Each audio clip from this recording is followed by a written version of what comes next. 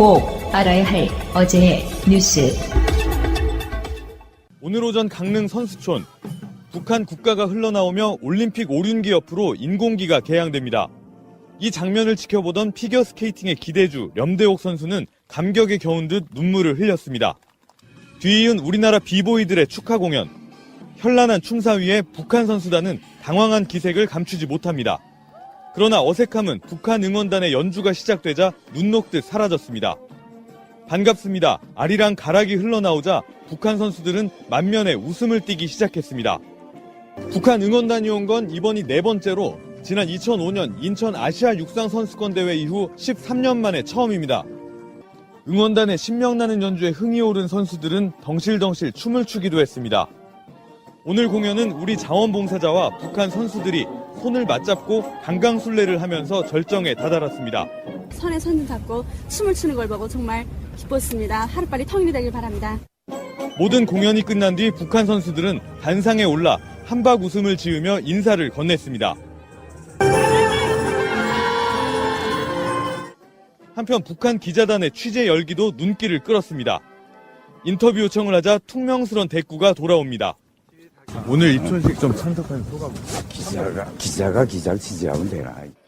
남북한 쇼트트랙 대표팀은 깜짝 공동훈련을 했습니다. 한국 선수들은 북한의 정광범, 최은성 선수를 뒤에서 밀어주는 등 시종 화기애애한 분위기에서 훈련을 함께 했습니다. 이 발전을 축하합니다.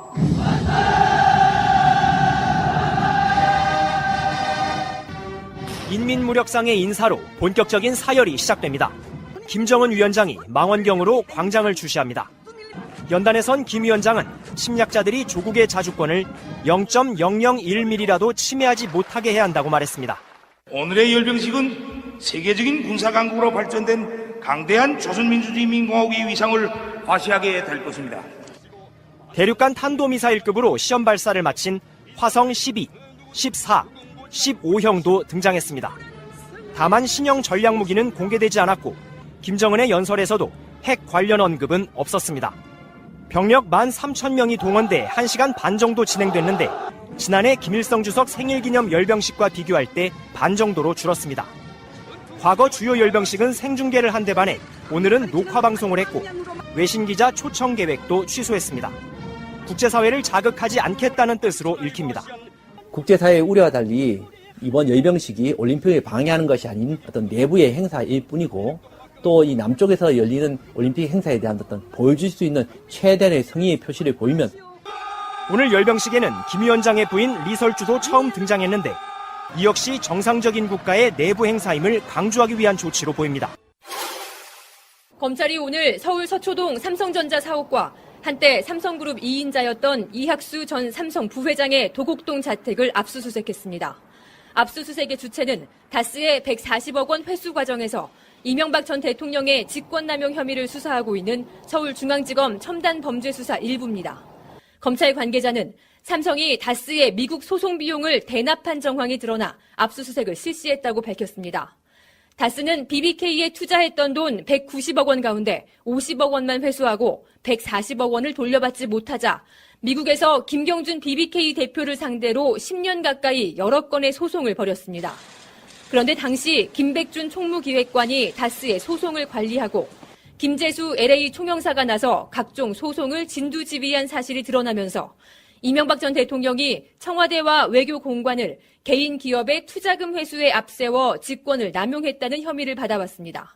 MBC가 단독 입수한 다스 내부 자료에 따르면 다스는 140억 원 회수를 위한 소송에 무려 400만 달러, 우리 돈 40억 원이 넘는 돈을 쏟아부은 것으로 확인됩니다. 특히 한 가지 소송임에도 불구하고 미국 대형 로펌 5곳 이상이 동원된 사실도 드러났습니다. 이 소송은 다스가 지난 2011년 2월 알 수 없는 이유로 140억 원을 돌려받으며 끝이 났습니다.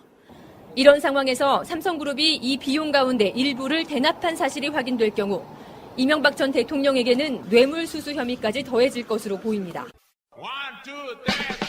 방송 중간에 좋아요를 눌러주시면 새날팀들에게 큰 힘이 됩니다. 미리 감사합니다. 트위터가 진짜 언론입니다. 방송 나가는 날짜로는 평창 올림픽 개막일에 방송되는 바로 그런 시간이 되겠습니다. 평창 올림픽 둥이 신비님. 반갑습니다. 저는 올림픽을 싫어합니다. 그러나 이번 동계 올림픽만큼은 대성공이길 기원합니다. 저도 못하고 말이야. 네, 저도 갈 거예요. 일설에는요, 88 올림픽 때 굴렁쇠 소년이 신비님이라는 설이 있어. 그동안 고생이 많았구나. 네. 그 녀석이 이렇게 컸습니다. 네. 지금 이제 올림픽이 우리나라에서 열리는 게 88년 이후에 2018년이니까 30년 만인 거거든요. 그 사이 이제 월드컵도 있었고 그렇지만 아시안 게임도 있었고 막 그렇지만 공식적으로 올림픽이 열리는 게 30년 만입니다. 동계, 하계, 월드컵 모두 개최한 나라가 지구상에 몇 개 안 돼요.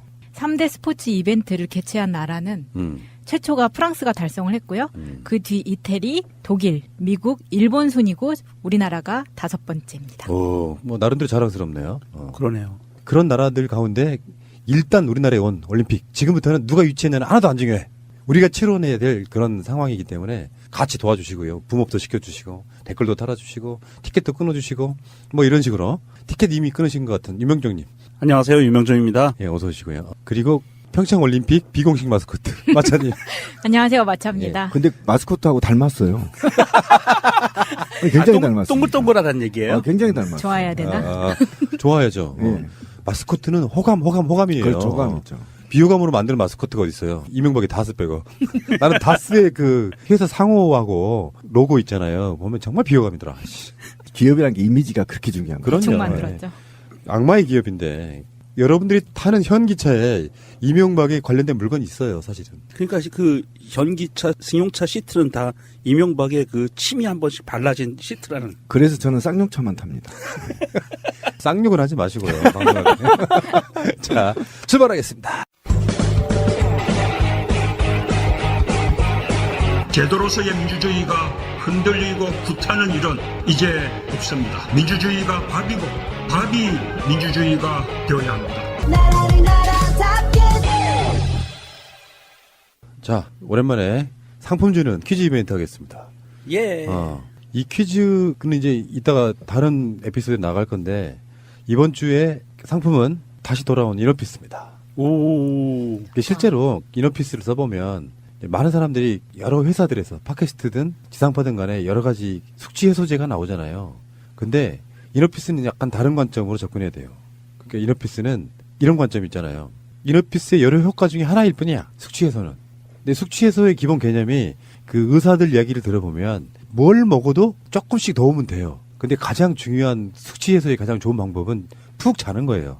잠만큼 숙취 해소가 잘 되는 게 없어서 이너피스는 잠을 잘 들게 하고 사람 몸을 이완시켜서 릴렉스 시켜주는 그 가운데 잠을 자면서 다른 숙취 해소제보다 훨씬 효능이 좋다는 뜻이죠. 새벽에까지 밤 늦게까지 술을 먹고 이너피스 한 병 드시고 푹 주무시면 다른 그 숙취 해소제보다 훨씬 더 빨리 깬다. 이런 개념으로 보시면 될 것 같아요. 근데 저는 술을 안 마시는데도 예를 들어서 저번에 말씀드렸던 간단한 거였지만 제가 재판 나가는 날 잠을 못 자고 막 그랬을 때 그때 이너피스 도움을 좀 받았어요. 술 안 마시는 사람한테도 이게 약간 노곤하게 잘 잘 수 있게 만들어주는 효과가 있다 그렇죠. 그랬잖아요. 그래서 그거 마시고 천연 수면제도 먹어봤는데 아침에 이너피스는 아침에 일어났을 때 뒷머리가 묵직한 게 없어요. 오. 그게 정말 좋더라고요. 근데 어쨌든 이름에서도 마음의 평화잖아요. 네. 근데 이 이너라는 게 단어가 원래 안에서부터 평화거든요. 그러니까 이걸 마시면 안에서부터 쫙 밖으로 편안해진다. 이런 의미를 갖고 있습니다. 연구 많이 하셨네. 어쨌건 이너피스 여러분들이 그냥 광고가 나가니까 나가! 막 이런 것만 기억하실 수 있는데 실제로 이너피스는 굉장히 획기적인 음료입니다. 특허까지 받은 물질들이기 때문에 드셔보시고요. 근데 그 이너피스를 10분께 세트 있죠. 물약과 과립, 알약을 10세트를 드리는 건데 다음 에피소드가 될지 그 다음에 에피소드가 될지 모르겠지만 제목에 써놓기 때문에 그 퀴즈 맞추는 거 선착순으로 이너피스 드리는 이벤트 하겠습니다. 자, 아울러서 하나만 더 광고하겠습니다. 아차님께 질문이요. 배란기를 알 수 있는 방법이 있어요? 보통 생리 주기로 맞출걸요? 근데 배란을 알아볼 수 있는 제품이 하나 나왔어요. 미리 예측할 수 있는. 실제로 내가 배란 중인지 아닌지 알아보는. 실제로 그 지금 마차님 들고 있는 저렇게 조그만 건데 저 테스트기에다가 침을 놓고 테스트를 하는 건데 이게 스마트폰 어플도 있거든요. 실제로 보면 배란이 아닐 때는 그냥 나타나는 게 아무것도 없는데 배란일 때만 얇게 얼음이 오는 것 같은 결정체가 보여요, 실제로. 그 배란기를 스마트폰 어플리케이션까지 같이 이게 쓰게 되면 어떤 점이 좋냐면은 내 배란 주기를 정확하게 읽어낼 수가 있습니다. 지금 현재 서울시에 있는 보건소 중에 20군데에서 직접 사용하는 바로 그런 제품이에요. 아니 가격도 저렴하고 일단 뭐 배란 테스터기라던가 아니면 임신 테스터기를 사는 것보다 더 저렴한 거예요. 그리고 더 정확하고 그리고 제가 오늘 써보니까 너무 좋은 게 보통은 그런 테스터기 기존의 테스터기는 아침에 첫 소변 뭐 이렇게 좀 까다로운 조건이 있어야 되거든요. 근데 얘는 그 시험지에 침을 살짝 묻혀서 기계 안에 이렇게 조그마한 저 지우개만한 기계 안에 쏙 집어넣으면은 바로 결정체를 볼 수가 있는 거예요. 제가 아까 해봤거든요. 그러니까 안전하고 행복한 성생활을 위해서 미리 하나씩 준비를 하시고 그거에 대해서 사용한다는 게 굉장히 좋은 거죠. 요거는 원래 개발한 건 난임인 부부들이나 아이 갖고 싶어하는 분들에게 효용성 있게 만들었는데 이걸 뒤집어 생각하면 피하는 용도로도 쓸 수 있다는 그렇죠. 뜻이죠. 굉장히 불안해하거든요. 요즘 여성들은 그 배란이 불규칙하기 때문에 그 맞아요. 림프를 삽입하거나 또는 사후피임약을 먹거나 굉장히 불안해해서 성행위 자체를 행복하다고 말하지 않고 불안하다고 생각하는 여성들이 많아요. 그런데 이거를 사랑하는 사람과 미리 테스트하고 얼마나 행복하겠어요. 안전하게. 배란 테스트할 수 있는 방법이 두 가지가 있대요. 하나는 소변으로 보는 방법. 그보다 더 훨씬 더 정확성이 높아요. 이 정확도가 98%인데 98%의 수치는 콘돔의 수치하고 똑같아요. 사실상 100% 맞추는 그런 부분이고요. 서울시 22개 보건소에 지금 납품하고 있고요.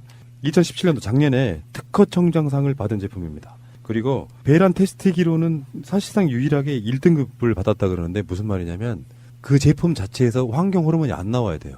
그런 제품이고 굉장히 훌륭한 제품인데 결국엔 자본력이 없어서 팟캐스트에 광고하는 것뿐이지 이 제품을 처음 듣고 깜짝 놀란 게 이런 제품이 있었어? 라는 놀랄만한 그런 느낌이었고요. 저도 놀랐어요. 아까 신비님 말씀하신 것처럼 요즘 제 친구들이나 다 굉장히 불규칙하거든요.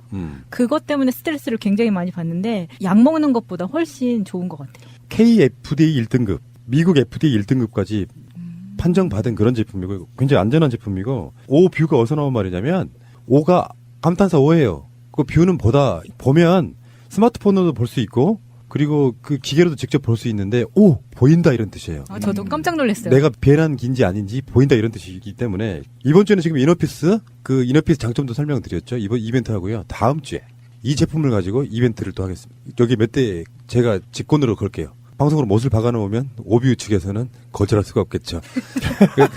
그래서 여러 가지 용도 있습니다. 가장 먼저 이야기를 듣고 생각났던 게 우리 동생.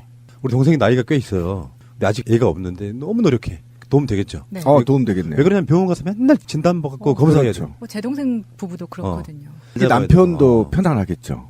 69,000원이고요. 그걸 테스트하는 거 있죠. 왜 뭐 시험지 비슷하게 생긴 조그만 게 있어요. 그게 하나에 700원 꼴이어서 나 같으면 이렇게 쓰고 싶어요. 내가 여자라면 어플이 같이 연동이 돼 있기 때문에 5일, 6일, 7일, 8일 배란 그리고 배란이 쭉 안 되잖아요. 그러면 한 달만 돌려보면 내 배란 주기를 예측할 수 있잖아요. 그러면서 그거를 같이 연동해서 쓰면 굉장히 효율적인 부부 생활 등등을 할 수 있다 이렇게 생각이 듭니다. 아, 네. 어플에 들어가시면 배란 주기, 생리 주기 다 맞출 수가 있거든요. 보통 지금 어플 중에서는 생리 주기를 보는 어플이 많은데 이거는 배란 주기까지 확실하게 볼 수 있고 그 테스트한 사진을 다 저장해서 기록으로 남길 수 있기 때문에요. 정말 획기적으로 좋은 제품인 것 같아요. 그렇죠. 이 제품에 시험지를 집어넣고 기계에 이것을 스마트폰에 연결을 하면 스마트폰에서 확대된 사진을 볼 수 있고 그 확대된 사진을 저장해서 일자별로 정리할 수 있어서 자기의 배란기를 예측 가능할 수 있다는 거죠. 그래서 이 시험지를 아껴 쓸 수도 있는 거죠. 아직도 젊으신 신비님 유용하시겠어요? 예, 굉장히 유용하겠습니다. 저도 사야 되겠어요. 이거 디자인이 신비님이 좋아하는 약간 그렇죠. 애플 스타일이에요. 예, 애플 스타일 그렇죠. 굉장히 네. 좋습니다. 깔끔하고. 자, 검색창에서요. 오뷰. 오 보인다 이런 뜻이에요. 오뷰 검색하시면 나옵니다. 오, 잘 보여.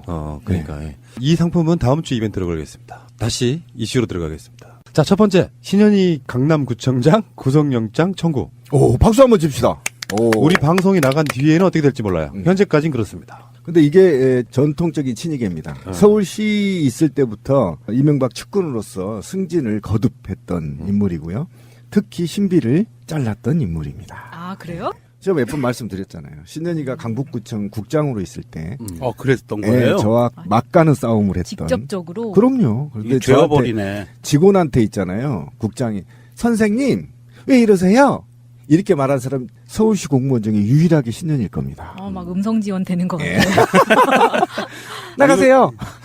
이 구속영장이 청구되는데 서울지방경찰청 지능범죄수사대가 청구하는데요. 죄목이 업무상 횡령, 직권남용 및 강요 혐의 이렇게 돼 있어요. 취업 청탁도 있고요. 예, 대통령 예. 명예훼손도 있고요. 개판입니다. 댓글 달기도 있고요. 한두 개가 아니에요. 심각한데요. 아니 이 심각한 내용이 뭐냐면 2010년 7월경부터 2015년 10월까지 강남구청 각 부서에 지급되는 경료금하고 포상금을 총무팀장을 통해서 현금화를 시켜서 그거를 비서실장이 받아서 그래서 그것을 유용한 거래요. 어디에다 이용하냐면요. 동문회. 동문회. 예, 동문회. 아니 그런데 정말 구청장씩이나 되는 사람이 이렇게 부정한 짓을 해서 그 돈을 낑겨먹는 이런 짓을 이거 너무 비상식 아니에요? 강남구의 특활비 횡령 사건하고 비슷한 거야. 구조는 사실 알고 보면 그래요. 그러네요. 액수가 적지도 않아요. 거의 1억 가까이 되고 아까 동문회비 말씀하셨지만 당비, 자유한국당이겠죠? 그리고 지인 경조사비, 그다음에 명절 선물 구입비, 정치인 후원회비 이런 거를 왜 구청에서 나온 돈으로 내는 거죠? 그러니까 저는 이제 포상금이 직원들한테 돌아가야 할 돈이거든요. 그렇죠. 제가 예전에 우리 방송에서 그런 얘기 했잖아요. 노원구청에 근무할 때 제가 전국 최우수 재난 공무원으로 선정이 돼서 3억 5천을 받았거든요. 근데 그 3억 5천을 받은 돈으로 제가 환경이 열악한 노원 소방서에 장비를 사줬다고 했잖아요. 일부를. 근데 그 돈이 포상금이라 하더라도 개인이 쓸 수가 없어요. 그럼 제가 어느 정도 쓸 수 있냐면 저한테 그때 쓸 수 있는 돈이 3,500 정도밖에 없었고요. 다 했는데 그 3,500도 사무실 환경 개선이나 뭐 이런 거 있잖아요. 또는 재난 장비를 구입하거나 이런 겁니다. 그런데 신년이 이자는 동문회비를 내고 당비를 내고 선물을 사고 그것도 직원한테 갈 돈으로 빼서. 이거는 있잖아요. 정말 있을 수 없는 일이고요. 더군다나 제가 추적한 건 뭐냐면요. 강남구청 예산이 2조가 넘습니다. 씨발. 내가 욕 안 하려고 해도 안 할 수가 없어. 제가 근무한 강북구청은요. 얼마인지 아십니까? 겨우 있잖아요. 다 긁어 모아서 4천억이에요. 씨발 이게 몇 배입니까 이게. 그렇게 차이 나요? 차이 나네요. 2조가 넘는 도시에 그 돈 없어도 직원 포상금을 횡령해요? 에이씨. 정말 추접스럽게. 그러니까 신현이는 대선 때 보면은 일베 국정원으로 의심되는 가짜 뉴스 퍼나르면서 직원들이 달았잖아요. 본인이 직접 달고. 그러니까 그러고 뭐 양아치도. 대표적으로는 이제 예비군 훈련장 가면 나타나가지고 또 방공 교육하고 자기 정치적으로 써먹고 이런 사람이기 때문에 저는 이번 기회에 정치판에 다시는 기웃거리지 못하게 확실하게 사법 처리해야 된다 이렇게 생각합니다. 이번 지방선거도 그래야 됩니다. 예. 정말 낱낱이 후보들 평가해서 이런 양아치 같은 정치인들이 지자체를 운영할 수 없도록 맞습니다. 반드시 막아야 됩니다. 어느 순간에 일선에서 열심히 일해야 될 사람이 괴물이 돼버린 거지. 또한 이제는요 바뀌어야 됩니다. 강남구 구민들도요 이런 양아치 구청장을 앉혀놓으면 강남구가요 욕 처먹어요. 제대로 된 사람 뽑아야지. 그거 무조건 나는 돈 많으니까 자유한국당 찍어야 돼 이래갖고 이따구로 해가지고 말이죠. 강남 일부 시민들이 특정 정당을 이렇게 후보를 당선시키는 것은 그 지역에서도 안 좋고요. 예를 들면 하십시오. 너 어디 사냐? 강남 살아. 그러면 예전 같으면 오 잘 사네 이렇죠. 요즘 같은 뭐라 하겠어. 아유 정치적 후진. 이렇게 얘기하면 신년이 강남구 이 강남구라는 이 레인밸류가 완전히 바닥나 버렸습니다. 신년이 때문에. 이런 자들은 다시는 구청장을 못하게 막아야 되고요. 당장 구속해서 추징까지 다 해야 되고요. 그다음에 이 신년이는 과거에 제가 악연이 있지만 돌이켜 보면 굉장히 욕심 있는 사람입니다. 그래서 다른 비리도 반드시 켜야 되고요. 또 내부에 승진과 관련된 소문들이 지금 왕왕 퍼지고 있거든요. 내부 매관매직 직원들 요것도 반드시 조사해야 됩니다. 예, 알겠습니다. 자, 평창올림픽 이야기 좀 할게요. 일단은 할 말이 참 많아요. 이제 평창올림픽이 이제 시작되는 날 나가는 방송이기 때문에 일단 국회에서 이념 대립을 자제하자 하면서 평창 결의안이 채택됐거든요. 여기에 정세균 의장이 제안을 했고 황영철 자유한국당 의원이 제안 설명을 한 이 결의안이 165명 중에서 160명 찬성으로 채택이 됐는데 사실상 이거랑 별개로 지금 국회에는요 권성동 의원 강원랜드 취업비리 문제 같은 걸로 여전히 시끄럽습니다. 이 사람들은 그런 것 같아요. 올림픽은 올림픽인데 올림픽이니까 검찰 수사든 뭐든 다 자제하자. 요 분위기예요. 미친 새끼. 권선동은요, 이 빗나가는데 검찰한테 직접 압력을 놓은 새끼예요. 청탁한 겁니다, 청탁. 이거는 중재예요. 어떻게 입법부에 입법권을 가진 자, 독립적인 입법권을 가진 자가 사법부에 전화해서 압력을 넣습니까? 이 말도 안 되는 겁니다. 이거는요, 직결이 직결. 이거 보통 일 아닙니다. 이 청탁 비리는요, 그냥 비리에 지나치지 않는데 이 청탁 비리를 덮고자 본인의 수사 기록을 삭제하라고 지시한 국회의원이 어디 있습니까? 대한민국의 해방이래. 그러니까 직권남용으로 들어갈 수 확률이 높죠. 예. 그래서 평창 결의안 채택에 유일하게 반대한 사람이 바로 대한애국당의 조원진이에요. 이 조원진이 저번에 현송월 단장 왔을 때는 서울역에서 인공이 불태웠고요. 네. 이번에 그 묵호항에 만경공화가 들어왔는데 거기 가서도 인공기를 불태우는 그러니까 만행을 저질렀습니다. 반대하고 달려가서 이 만행을 저질렀습니다. 치밀어 오르는 분노를 삭힐 수가 없는 게 그 영상 보시면요. 만경공화가 들어와요. 빤히 북한의 선수단이나 뭐 이런 사람들이 들어오는 상황이잖아요. 그 항구에서 경찰이 지키고 있고 온갖 난리가 나요. 그러면서 인공기도 불태워요. 어쩌라는 거지? 그런 선수단이 무슨 죄가 있나요? 저도 지금 한심한데요. 이게 지금 굉장히 저는 슬픈 현실이라고 생각합니다. 그러니까 입법권을 갖고 있는 자가 국민의 세비를 수십억씩 받은 자가 헌법에 보장된 입법권의 임무, 나라의 평화와 통일, 이게 기본 의무거든요. 입법권자들이.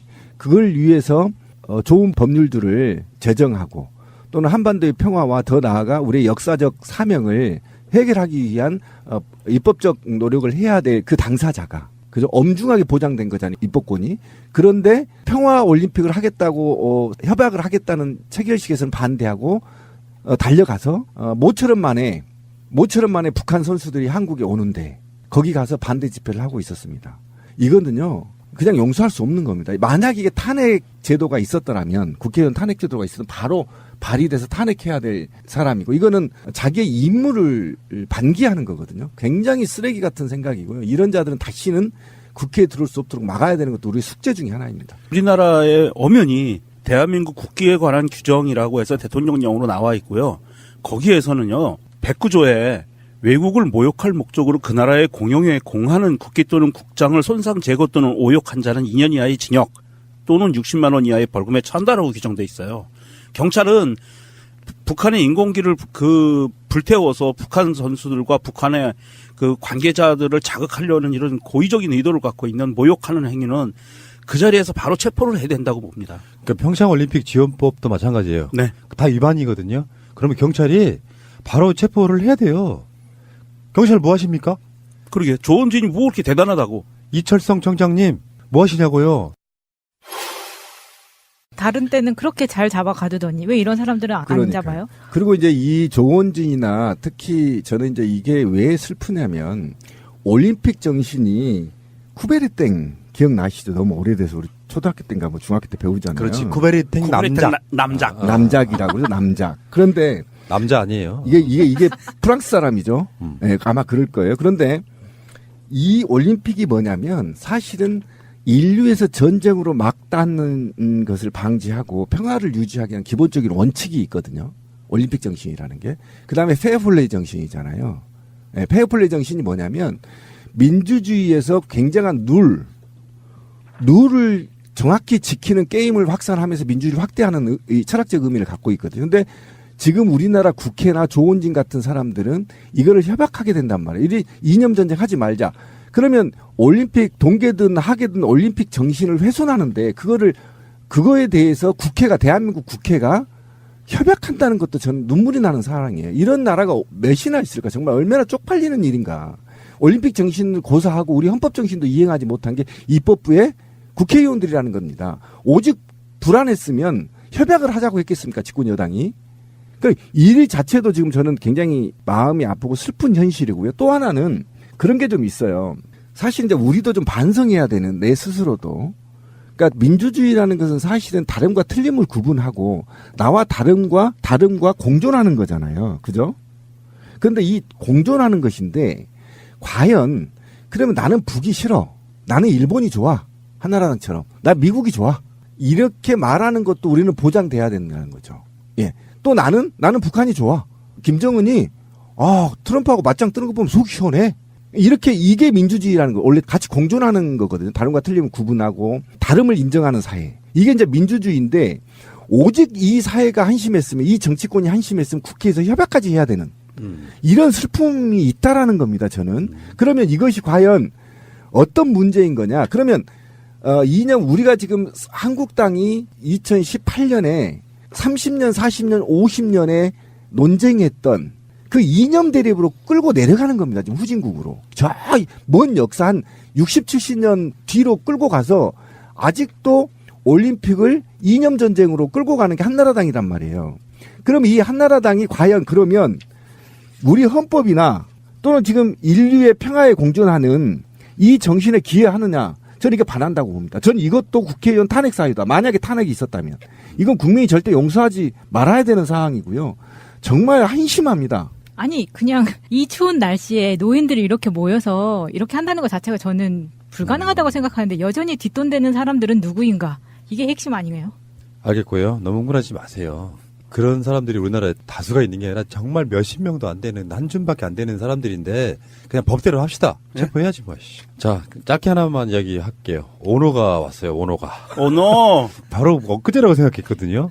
근데 그게 2002년이니까 벌써 16년 전이에요. 아이고 오래됐다. 그 김동성의 오노. 난 이게 생각나는데 선이 이렇게 이게 나중에 월드컵 때 그 해 2002년 월드컵 때 우리나라 선수들이 세레모니 골 세레모니로 바로 그 오노가 MBC 해설자로 우리나라에 왔습니다. 근데 그렇게 미워했던 그 반치광 오노도 그냥 해설자로 오니까 또 밉지가 않아. 이게 참 국민적 분노가 생겨가지고 당시 뭐 그 팟캐스트 생기기 한참 전인데 김구라, 황봉할 이런 사람들이 오노 만나겠다고 미국도 가고 막 그런 이벤트가 있을 정도였어요. 그렇죠. 추억 돋는다 진짜. 오노 언제적 오노냐. 어쨌든 저는 오노가 MBC에 해설위원으로 오는 거에 대해서 반대합니다. 왜 그러냐면 올림픽 정신은 있잖아요. 페어플레이입니다. 그래서 아니 정말 이거 웃을 게 아니에요. 맞아. 저는 오노 하면 헐리우드 액션하고 올림픽 정신을 훼손하는 자. 그래서 세계적으로 쪽팔린 자. 굉장히 이 올림픽을 훼손한 자였거든요. 정신을 훼손한 자였는데 이자가 MBC에 그것도 평화올림픽인 평창올림픽 와서 MBC에 해설위원으로 오는 거에 대해서는 굉장히 불쾌하고요. MBC? 예. 그러니까 그것과 관련해서 저는 우리도 성명서를 좀 내야 된다. 오노를 반대한다. 솔직히. 오노. 왜 그러냐면 정말 페어플레이해서 이렇게 유명한 사람들도 많은데 굳이 이렇게 헐리우드 액션이나 반칙을 써서 사회적 무리를 일으킨 인류적 무리죠. 인류적 무리를 일으킨 자를 꼭 해설위원으로 초대해야 되냐. 이건 평창 동계올림픽을 좀 정신을 폄훼하려는 게 아니냐라는 기분 나쁜 의견도 있습니다. 예. 어쨌건 오노의 그 추억 돋는 이야기였고요. 오노가 나쁜데 이명박만 하겠어요? 그렇죠. 에이 진짜 우리가 지금 가장 걱정스러운 건 우리가 진짜 미래를 이야기하는 팟캐스트 입장에서는 평창올림픽 이후에요. 한미 군사훈련이 있고 북한의 핵실험이 있고 이 가운데 평창올림픽을 한국과 북한과 미국은 어떻게 이용할 것이냐에 대한 일종의 희망이 하나 딱 걸린 거예요. 문재인 대통령이 북한의 공식적 국가 수반인 김영남과 그 옆에 김영남을 보좌하는 형태로 수행하는 형태로 내려오는 김여정, 김정은의 유일한 혈육입니다. 그리고 실제로 김정은과는 이런 거 있잖아. 위원장님 이런 관계가 아니고 오라버니 뭐 이런 관계예요. 영상을 이렇게 자세히 보면은 정말 허물없이 이야기하는. 그래서 김정은 옆에서 사실상 무서워하지 않고 직언할 수 있는 유일한 사람이 일단 내려온 거예요. 북한의 왕조 국가라고 우리가 봤을 때 북한 왕조의 사실상 유일한 첫 당사자가 내려온 그런 상황이거든요. 이걸 문재인 정부가 어떻게 활용할 것이냐 하는 그 언론들의 예측 중에 문재인 대통령이 올림픽 개막한 다음 날인 10일 날 면담을 청와대가 추진하고 있다. 뭐 이런 식의 이야기가 나오고 있거든요. 만나게 된다면 물론 김영남과도 만나겠지만 김여정과의 어떤 만남을 통해 가지고 이게 북한 핵이라든지 한미 연합 군사훈련이라든지 이런 부분에 대한 실마리를 조금이라도 풀 수 있지 않겠냐. 뭐 이런 이야기들이 나오고 있습니다. 김여정이 그냥 내려온 건 아니고 방남단에다가 굉장히 힘을 실어주는 형태로 김여정이 온 게 아니냐는 이런 이야기들이 있는 거죠. 청와대에서 공식적으로 10날 점심 때 오찬을 김여정 노동당 선동부 제1부부장도 이 자리에 배석한 오찬을 같이 하기로 공식적으로 발표가 났고요. 점심 먹는 겁니다. 그랬고 여기에서 제가 보기에는 김여정이 정말로 푸른나무님 얘기처럼 김정은의 복심을 갖고 내려왔을 것이라고 좀 추측이 돼요. 무슨 말씀이냐 하면 아마도 이게 문서 형태가 될지 언어 형태가 될지는 모르지만 보통들 얘기하는 친서가 전달이 되지 않을까라는 추측도 가능하고요. 김영남이 움직였다는 것은 또한 이 김대중 대통령이 방북에 있었을 당시에 그 당시에도 김영남을 만났었거든요. 그래서 김영남을 만났다는 것은 그 다음에 정상회담으로 가는 수순 중에 하나일 확률도 굉장히 높아요. 그렇다고 봤을 때 저는 종합적으로 봤을 때 청와대에 가서 이 김영남이 공식 라인이고 그 다음에 김여정이 비공식 라인으로 해서 김정은의 어떤 의도를 문재인 대통령에게 충분히 전달을 하고 그리고 올림픽이 끝나고 난 이후에 충분한 좀 시간 여유를 갖고 오해의 소지를 피하고 아무래도 지방선거가 있기 때문에 굉장히 정치 공세에 시달릴 거예요, 잘못하면. 그래서 오해의 소지를 피할 수 있는 한도 내에서 정상 간의 만남을 추진할 그 동력으로 삼지 않을까 저는 그렇게 좀 판단을 하고 있습니다. 김여정이 백두혈통이란 말이에요. 6.25 이후에 백두혈통이 남한에 온 건 처음이죠. 네. 그런데 이제 이 메시지 자체로만도 평창올림픽에 대한 평화올림픽이잖아요, 평창이. 그러니까 평화올림픽에 대해 무게를 확 실어주고 있다라는 게 지금 긍정적인 메시지라는 겁니다. 그리고 백두혈통이 방남을 하는데 몇십 년 만에 이제 처음 오게 되는데 분명히 저는 김정은 위원장의 메시지가 갖고 있을 거다. 그 메시지를 어쨌든 저는 분명히 가지고 올 거고요. 아마 남한의 선물이 될 가능성이 저는 굉장히 높다. 네, 선물이 분명히 담겨져 있을 거다. 이걸 한번 봅시다. 조금 더 깊게 들어가 봐야 돼. 북한과 미국이 원하는 거. 그러니까 북한은 내 생각이에요. 순전히 내 생각. 더 이상 핵실험 안 할 수도 있다고 생각해요. 북한의 전제 조건은 우리는 핵 안성했다이기 때문에 북한의 핵실험은 없다. 저는 일단 그렇게 봐요. 근데 문제는 북한은 핵이라는 것을 개발한 이후에 개발했다는 것을 전제로 하는 지금 외교 전략인 거예요. 네. 근데 미국은 반대죠. 너희들의 핵을 인정할 수 없어. 나쁜 짓을 했기 때문에 벌 받아야 돼. 그 입장인 거란 말이에요. 그러니까 가운데 있는 대한민국의 문재인 대통령이 힘들어지는 거죠. 서로 간에 위치가 다른 거예요. 우리 핵 개발했으니까 이제부터는 우린 평화로 갈 거야. 그게 북한의 입장이고 미국 입장에서는 나쁜 짓 했으니 당장 올림픽 왔다 그래서 니들 용서하긴 좀 힘들어. 요 분위기로 가는데 그걸 옆에서 살살 더 꼰지르는 게 아베인 거고요. 그렇죠. 펜스 미 부통령도 강경파예요. 네. 스타일이 극우입니다. 랩파에 극우. 가까운 사람이라. 저기 트럼프보다 더 극우입니다. 그럴 때 문재인 대통령이 이걸 어떻게 풀어야 되느냐. 그러니까 친서라든지 뭔가를 갖고 왔다고 하면 제 생각에는 그렇습니다. 서로 간의 전제 조건이라는 게 있는 거지. 한미 연합 군사훈련을 안 할 것이라는 보장만 있으면 앞으로는 우리 핵 실험 이런 거 안 할 거야. 이렇게 갈 거란 말이에요. 근데 미국 입장에서 그렇게 죽어도 못하죠. 핵이 존재하니까 우리는 해야 된다가 논리가 되는 거거든요. 이럴 때는 펜스하고 김영남하고 회담하는 방법밖에 없어요. 직접 만나게 해버리고요. 네. 그래서 중간점을 찾지 않으면 미국도 양보를 해야 돼요. 찾지 않으면 올림픽 이전으로 그냥 다시 또 금방 돌아가 버리는 거예요. 무슨 의미가 있냐고 이게 그러니까 지금. 그게 가장 큰 문제인데 저는 이제 이 문제가 문재인 대통령이 아마 잠을 못 자고 입술이 터지면서까지 고민하는 아마도 그런 상황일 것이고 그러면 우리 국민과 정치권은 어떻게 입장을 취해야 되냐고 종합적으로 좀 점검을 해볼 필요가 있어요. 이건 좋은 기회이기 때문에. 근데 어쨌든 펜스 이 녀석하고 아베 이 녀석하고 한나라당의 대한민국 극우들 그다음에 조중동을 중심으로 해서 요즘은 이제 아시아 경제까지 포함됐더라고요. 이자들은 절대 한반도의 평화 협정 체계를 반대할 것입니다. 끝까지 반대할 것이고 지금도 지금 반대하고 있습니다. 여기에 이제 유승민까지 합류를 했죠. 저는 유승민이 그래도 희망이었다고 보수의 희망이라고 봤는데 유승민도 저는 이제 아웃될 수밖에 없는 상황에 직면해 있는데 그런데 북한이 무엇을 갖고 오냐는 선물 중에 하나가 저는 만약에 핵실험을 추가로 하지 않는다면 저는 마지막 한 방이 남았거든요. 이렇게 봅니다. 북한이 마지막 한 방이 남았다고 저는 보는 거예요. 핵이. 마지막 핵실험을 성공하고 선언을 하게 돼 있는데 이 선언 직전 단계에 있단 말이에요. 그럼 마지막 핵실험 카드를 놓고 평화협정에 돌입할 가능성이 굉장히 높습니다. 그러면 북한에서 좋아. 영구 평화협정 하자. 그리고 이후에 남한에 있는 한미 군사훈련 중단하고 우리 핵실험 중단하겠다. 이렇게 걸 거란 말이에요. 그러면 미국은 그러면 핵폐기 수순으로 가자. 이렇게 갈 겁니다. 북한에. 그러면 북한이 어떻게 할 거냐? 핵 폐기 수순은 못 갈 거란 말이에요. 그죠?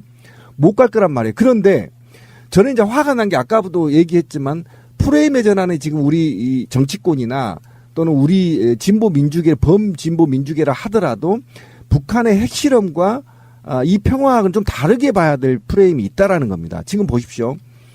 미국과 러시아가 며칠 전에 선언했습니다. 소형 핵폭탄을 개발하겠다고 선언했습니다. 이건 뭐냐면 피해를 최소화시키고 목표점 타겟을 정확하게 응징할 수 있는 소형 핵폭탄을 개발하겠다고 했거든요. 그러면 자, 미소는 핵폭탄을 개발하고 북한은 핵폭탄을 개발하지 못한다. 이것이 과연 게임의 룰이 맞는 거냐. 여기서부터는 프레임의 전환이 필요하다는 겁니다. 그러면 예, 분명히 필요하다는 거예요. 그러면 북한이나 남한이나 평화를 주장하는 세력들이 이 매파들과 제국주의와 대등한 관계를 가지려면 그러면 n분의 1로 축소하자 이렇게 제안합니다. NPT의 규약대로. 그러면 북한이 12개에서 20개 정도 지금 인정을 받고 있는 거 아닙니까? 그 다음에 지금 미국 같은 경우에 약 3만 7천 개 정도가 있다란 말이에요. 그러면 3만 7천 개 대 20대. 러시아 2만 개 넘죠, 2만 개. 중국 300개 넘죠, 300개. 등등. 비율로 나서 줄이기 시작하자. 그래서 인류의 핵을 없애자. 이런 제안들을 우리 국민도 해야 되고 정치권이 해야 된다고 봅니다. 그래야만 이 문제가 해결이 되고요. 그 다음에 이게 이제 평화는 반드시 북한과 영구 평화협정을 할 경우에는 한반도 내에 군사훈련 할 필요가 없습니다. 왜 그러냐면 제가 봅시다. 지금 러시아 대통령하고 미국 대통령하고 그렇고 이메일 주고받은 사이 아닙니까? 예, 이렇게 주고받은 사이고 중국도 이제 경제로 국가를 반석에 올리겠다고 선언했고 그러면 한반도에 군사적 긴장을 강화할 이유가 없죠. 어떤 놈만 빼고 아베 이 녀석만 빼면 한반도에 그 어떠한 긴장감을 조성할 필요가 없습니다.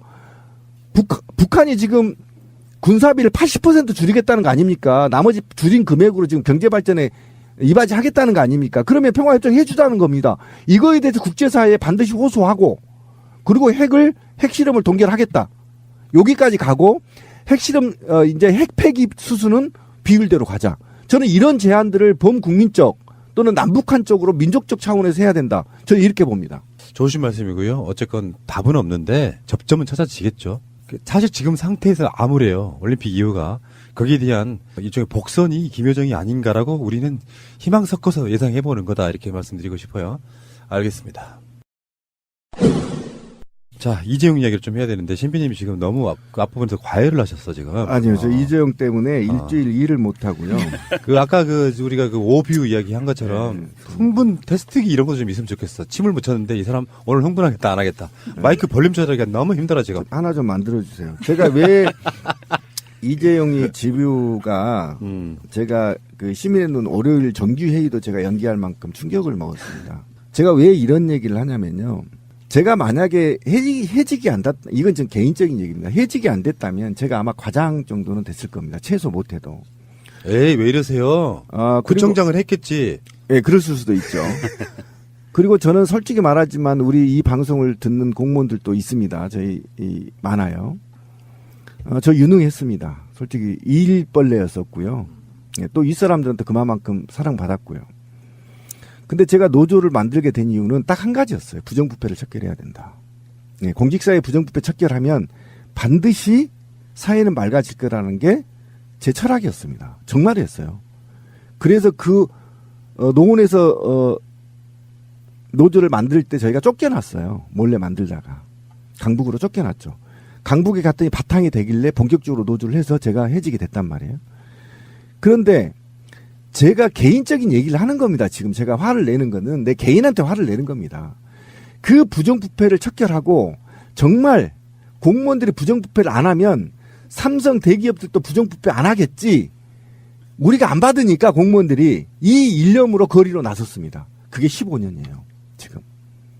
15년 동안 경찰한테 파이프로도 맞아보고 수갑도 채워보고 벌금도 내보고 온갖 수모를 다 당해봤어요. 그죠? 제가 그 용역들한테 맞아가지고 쓰러져 있는 걸 유치원에 다니는 아들이 내 머리 위에서 눈물을 흘리면서 그 눈물이 빈 줄 알고 눈을 떠봤더니 아들의 눈물이었어요. 6살짜리. 그 수모를 아들한테 보여주면서까지 제가 부정부패 척결할 것도 나섰단 말이에요. 그래서 촛불혁명으로 내 영혼이 치유됐어요. 근데 이종이 나왔어요. 그럼 제 지난 15년 동안 내가 부정부패 척결하겠다고 싸웠던 이건 뭡니까? 와. 너무 과언군하시는데. 아니 너무 억울합니다. 그 있잖아요. 그 슬기로운 감방 생활에 보면 네. 집안에 무슨 일이 생기면 잠깐 감옥을 나올 수가 있어요. 왜 김희중이 예. 감옥에 있다가 부인이 이제 돌아가시면서 그 용어를 귀휴라고 합니다. 제가 방송 제목이 그거였었잖아요. 에피소드에. 이재용의 짧은 외출. 어차피 들어갈 거기 때문에 저는 그게 그렇게 광범위한 일은 아니라고 생각하고 역사는 항상 반전을 생각해야지. 자, 어쨌든 여론조사 한번 봅시다. 이게 중요하더라고요. 이 여론조사는 향후에 개혁의 동력이 되기도 하고 선거 때 표가 되기도 합니다. 이재용의 집행유예 판결에 대해서 공감하지 않는다가 59%고요.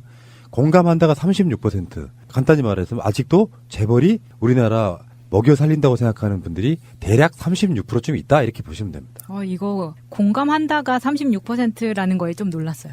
생각보다 많아서. 우리가 지금까지 그런 지지율들을 안 봐서 그러는 건데 정치권보다 실제로 삼성이 우리나라를 먹여 살린다고 생각하는 어르신들이 참 많아요. 근데 이 자료를 자세히 보면요. 부산 PK, TK를 빼면요. 70%가 넘습니다. 예, 대한민국에서 어쨌든 저도 왜 그런지 모르겠지만 부산, 울산, 경남이 가장 지금 낮은 거죠. 경북, 대구 경북도 64.2인데 부산, 울산, 경남이 54.9여서 이게 지금 수치가 59%인데요. 실제로 이 두 개 지역을 빼면 72.1%입니다. 그러니까 이게 작은 게 아니고요. 국민 10명 중에 7명이 이재용에 대해서 또는 이 자본의 폭거에 대해서 불만을 갖고 있는 겁니다. 그게 대표적으로 이번 설문조사가 여론조사가 나온 거 보면 굉장히 유의미한 통계적 수치도 갖고 있을 뿐만 아니라 사회적 의미도 담고 있다. 맞아요. 그러니까 어떤 아젠다가 시민 자체가 국민 자체가 민주주의화 돼가는 그런 부분이 있잖아요. 컨텐츠도 업그레이드되고 개념도 바뀌고 성향도 바뀌고 이런 거 있죠. 그 과정에서 아직도 보수 진보 이런 걸 떠나가지고요. 재벌이 갖는 어떤 상징성에 대해서 이건 사실 불공정의 문제거든요. 이재용 재판은 그렇다고. 이 불공정의 문제에 있어서 이거를 불공정 문제라든지 사회 정의로 바라보는 게 아니라 재벌들이 한국 사회를 먹여 살리는 부분에 있어서는 뭐 그럴 수도 있지.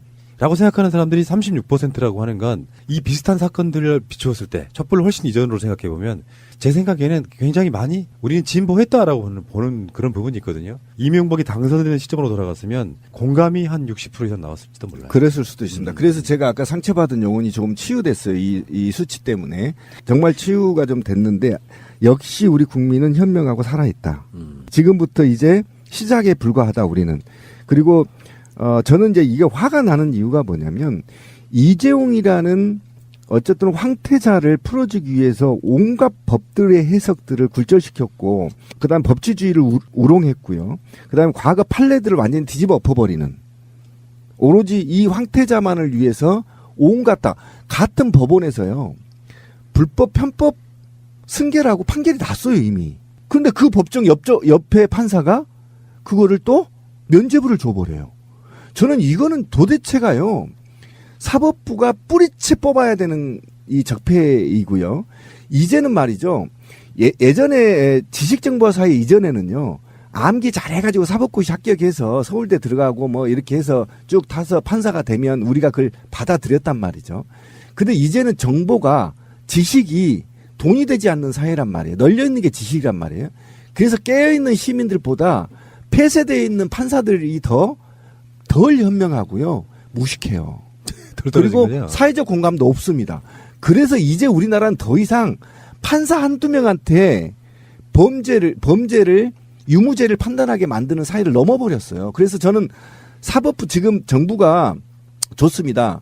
정부가 고비처도 만들고 온갖 방법을 내놓지만 저는 근본적인 대책은 안 되고요. 이제 바로 이런 무식한 판사들 또는 저는 솔직히요. 제가 고소고발 돼도 저는 괜찮습니다. 저는 이 사후 메시지를 받았다고 보는 겁니다. 이 판사. 제가 이름은 말 않겠어요. 이 판사가 사후 분명히 조선과 동아의 인터뷰에서 밝혔듯이 이런 사회적 파장을 알고 있었다라는 겁니다. 알고 있었다는 거죠. 예. 이렇게 난리가 날 거를 예측하고 있었다. 예측하고 있었다는 겁니다. 그러면 시나리오를 만들어서 치밀하게 이 판결을 내렸다는 얘기거든요. 그러면 이 과정에서 국민을 얼마나 우롱했으며 더 나아가 역사도 우롱했어요. 민주주의가 성숙되면 자신의 판결을 이해할 판결을 거다. 이해할 거다. 이런 개 같은 소리까지 했습니다. 아직도 이자는 국민을 개 돼지로 보고 있다는 거 분명하고요. 자, 그렇다고 치면 이런 자들이 과연 앞으로 미래의 판결까지 맡길 것이냐. 그러면 이 판사 한 명만 장학생이냐. 아니죠. 굉장히 많을 겁니다. 제가 볼 때는 70%가 된다고 누구한테 들었는데, 자, 그러면 이 판사들의 도덕성이나 국가관만 믿고 판결을 맡길 거냐. 저는요, 자본주의 사회에서 이건 불가능하다고 봅니다. 미국에서 어떻게 판사 혼자 판결합니까? 다 배심원제가 한다는 겁니다. 기소도 배심제, 판결도 배심제. 왜? 자본주의 사회에서 판사 할아버지가 와도 돈에 약하거든요. 돈을 5만 원권 빳빳한 걸 차에 실어다 주는데 어떻게 풀어주지 못합니까? 풀어줘야죠. 돈이 최고인 세상인데. 그럼 그 사람한테 너 돈 줄 테니까 그래도 너는 공무원이니까 도덕성을 지켜. 이렇게만 강조할 것이 아니라 이런 제도를 바꿔야 된다. 전면 배심제로 가자. 집단 지성을 통해서 판결을 할 수 있는 제도 개선만이 사법부를 제대로 바꿀 수 있다. 자, 어쨌건 이재용에 대해서 너무 걱정들 하지 마시고요. 사회가 이렇게 분노하는 것. 현직 판사도 올렸잖아요. 잘못된 판결이라고. 그렇죠. 이재용이 잠깐 며칠 나왔는데 대법원에서 이제 뭐 여러 가지 방법들이 있겠죠. 이것을 인정하지 않으면 사회가 붕괴 수준에 와버려요. 이재용이 잠깐 어떤 판사가 무슨 오더를 받아서 풀어준다고 해서 되는 문제가 아닙니다. 광고하실 필요는 없지만 지속적으로 우리는 의견을 전달해야죠. 국민의 뜻을. 청와대 청원도 지금 막 20만이 훨씬 넘어갔고 사법부도 마찬가지고 어떤 분들은 지금 사법부 앞에서 대법원 앞에서 1인 시위하고 있고요. 그만큼 이재용의 역풍 큰 거예요. 그러니까 우리가 막 분해할 필요는 사실 없다. 그렇지만 겉으로는 흥분하자. 여기까지 결론을 내리고 싶고요. 이명박이 자꾸 나를 이렇게 털어대면 평창 안 갈 수 있어? 라고 했다가 지금 공식적으로 나온 건 간다. 연병 진짜. 진짜 연병을 하네 진짜. 이명박 쥐꼬리 자전거에 밟힌 소리 하고 있는 거예요 지금. 씨발. 대통령이 애우상 전직 대통령이 애우상 초대권을 보냈다고 해서 덥석 물어서 간다는 것도 굉장히 싸가지 없는 일이고요. 지금 다스가 MB 거라는 게 밝혀졌고 도곡동 땅도 MB 거라는 게 밝혀졌습니다. 검찰의 시각이 그렇다는 거죠. 그러면 본인이 저는 평창에 갈 것이 아니라 검찰청으로 가야 된다. 초청장이 왔을 때 내가 이명박이라면요 이렇게 답했을 것 같아요. 저는 수사에 대비해서 공부를 해야 되니 준비를 해야 되니 평창 올림픽 못 갑니다. 차라리 그게 솔직한 거 아니야? 김윤옥은 안 온대요. 그러니까 이명박만 혼자 오는 거예요. 이 부분이 이제 그런 거지. 두 사람이 또 나타나면 또 비호감이야. 그렇다 보니까 이명박만 안 갈 수가 없어서 가긴 가는 건데 정말로 따라서 하는 거 아니에요? 그것은 그 의혹을 제기한 분은 마찬가지예요. 그러니까. 근거를 제시하시오. 절대 같이 살 수가 없습니다. 왜요? 왜? 서로 비호감이라? 아니 대문은 같이 쓰더라도 각방 쓰겠죠. 그렇지. 이제 만세가 귀찮은 나이긴 해. 역시 여성의 감각이 뛰어나네요. 그런데 제가 왜 MB가 평창에 가면 안 되냐고 얘기를 하냐면요. 천안함 기억나시죠? 북한에 더 씌웠잖아요. 북한 1번 맞다. 뭐죠? 펜으로 써가지고 1번 북한 매직으로 파란 매직 1번? 파란 매직 1번 그렇게 더 씌워놓고 무슨 낯짝으로 가서 북한 선수들 봅니까? 예? 저는 일단 그런 것이고요. 그 다음에 지금 과거에 우리가 의혹으로 한간에서 떠들었던 MB의 비리들이 지금 검찰을 통해서 하나하나 사실로 밝혀지고 있습니다. 카운트다운 시작됐죠. 다 조사 끝났죠. 오늘도 압수수색 2군데 했습니다. 다 끝난 겁니다. 그러면 적어도 거기 가서 지새끼 낯짝 내밀면 안 되죠. 아니 제가 봤을 때 그런 사유로 문 대통령 지금 최소한의 경비만 한다고 하잖아요. 경호만. 문 대통령의 경비가 맞죠. 그놈이 사람이 아니니까. 아니 문 대통령의 경호보다 이명박의 경호가 훨씬 더 두터울 것 같아요. 왜냐하면 이래저래 맞을 일도 많고 환영받지 못하는 사람이고. 그러니까 여기서 이제 저쪽 세력들 입장에서는 어찌 됐건 전직 대통령인데 만약에 개막식장에서 불미스러운 일이 일어나잖아요. 그러면 전국의 분위기가 확 바뀌어요. 그렇죠. 그렇기 때문에 정말 경호에 신중을 좀 기해달라는 말씀드리고 싶고요. 그런데 또 조작할 수도 있어요. 그러니까. 걔네들이 조작할 수도 있어요. 청와대 경호실이, 그러니까 경호처에서는 촘촘하게 경호에 대한 준비를 하고 있겠지만 더 신경을 쓰시라. 문재인 대통령보다 이명박을 더 경호해라 이런 얘기예요. 반전의 효과가 있을 수 있거든요. 불미스러운 일이 생기면. 그러니까 가지 말아야죠. 그러니까 그래서 제가 가지 말라는 겁니다. 그리고 이 동계올림픽 스케이트 날이 날카롭거든요. 직골이 잘리면 좆되는 거예요. 한 방에 간다니까. 직골이 누가 잘라 이렇게 따지다 보면 완전히 역전돼 버린다니까요. 이번 에피의 제목은 이명박을 경호철저하라 뭐 이런 거고. 근데 여기서 지금 인천광역시 청라지구에 압수수색을 받았어요. 예. 특정 어느 곳이. 거기가 어디냐면은 하나금융의 TI센터라는 곳이 있어요. 하나은행이 전 회장이 누구냐면은 김승유라고 유명한 사람이 있습니다. 김승유 설명 잠깐 들어갈까요? 예. 1943년생으로 MB 정권 시절에 금융권 4대 천왕으로 불리는 사람 중에 하나였죠. 강만수, 이팔성, 어윤대 그리고 김승유입니다.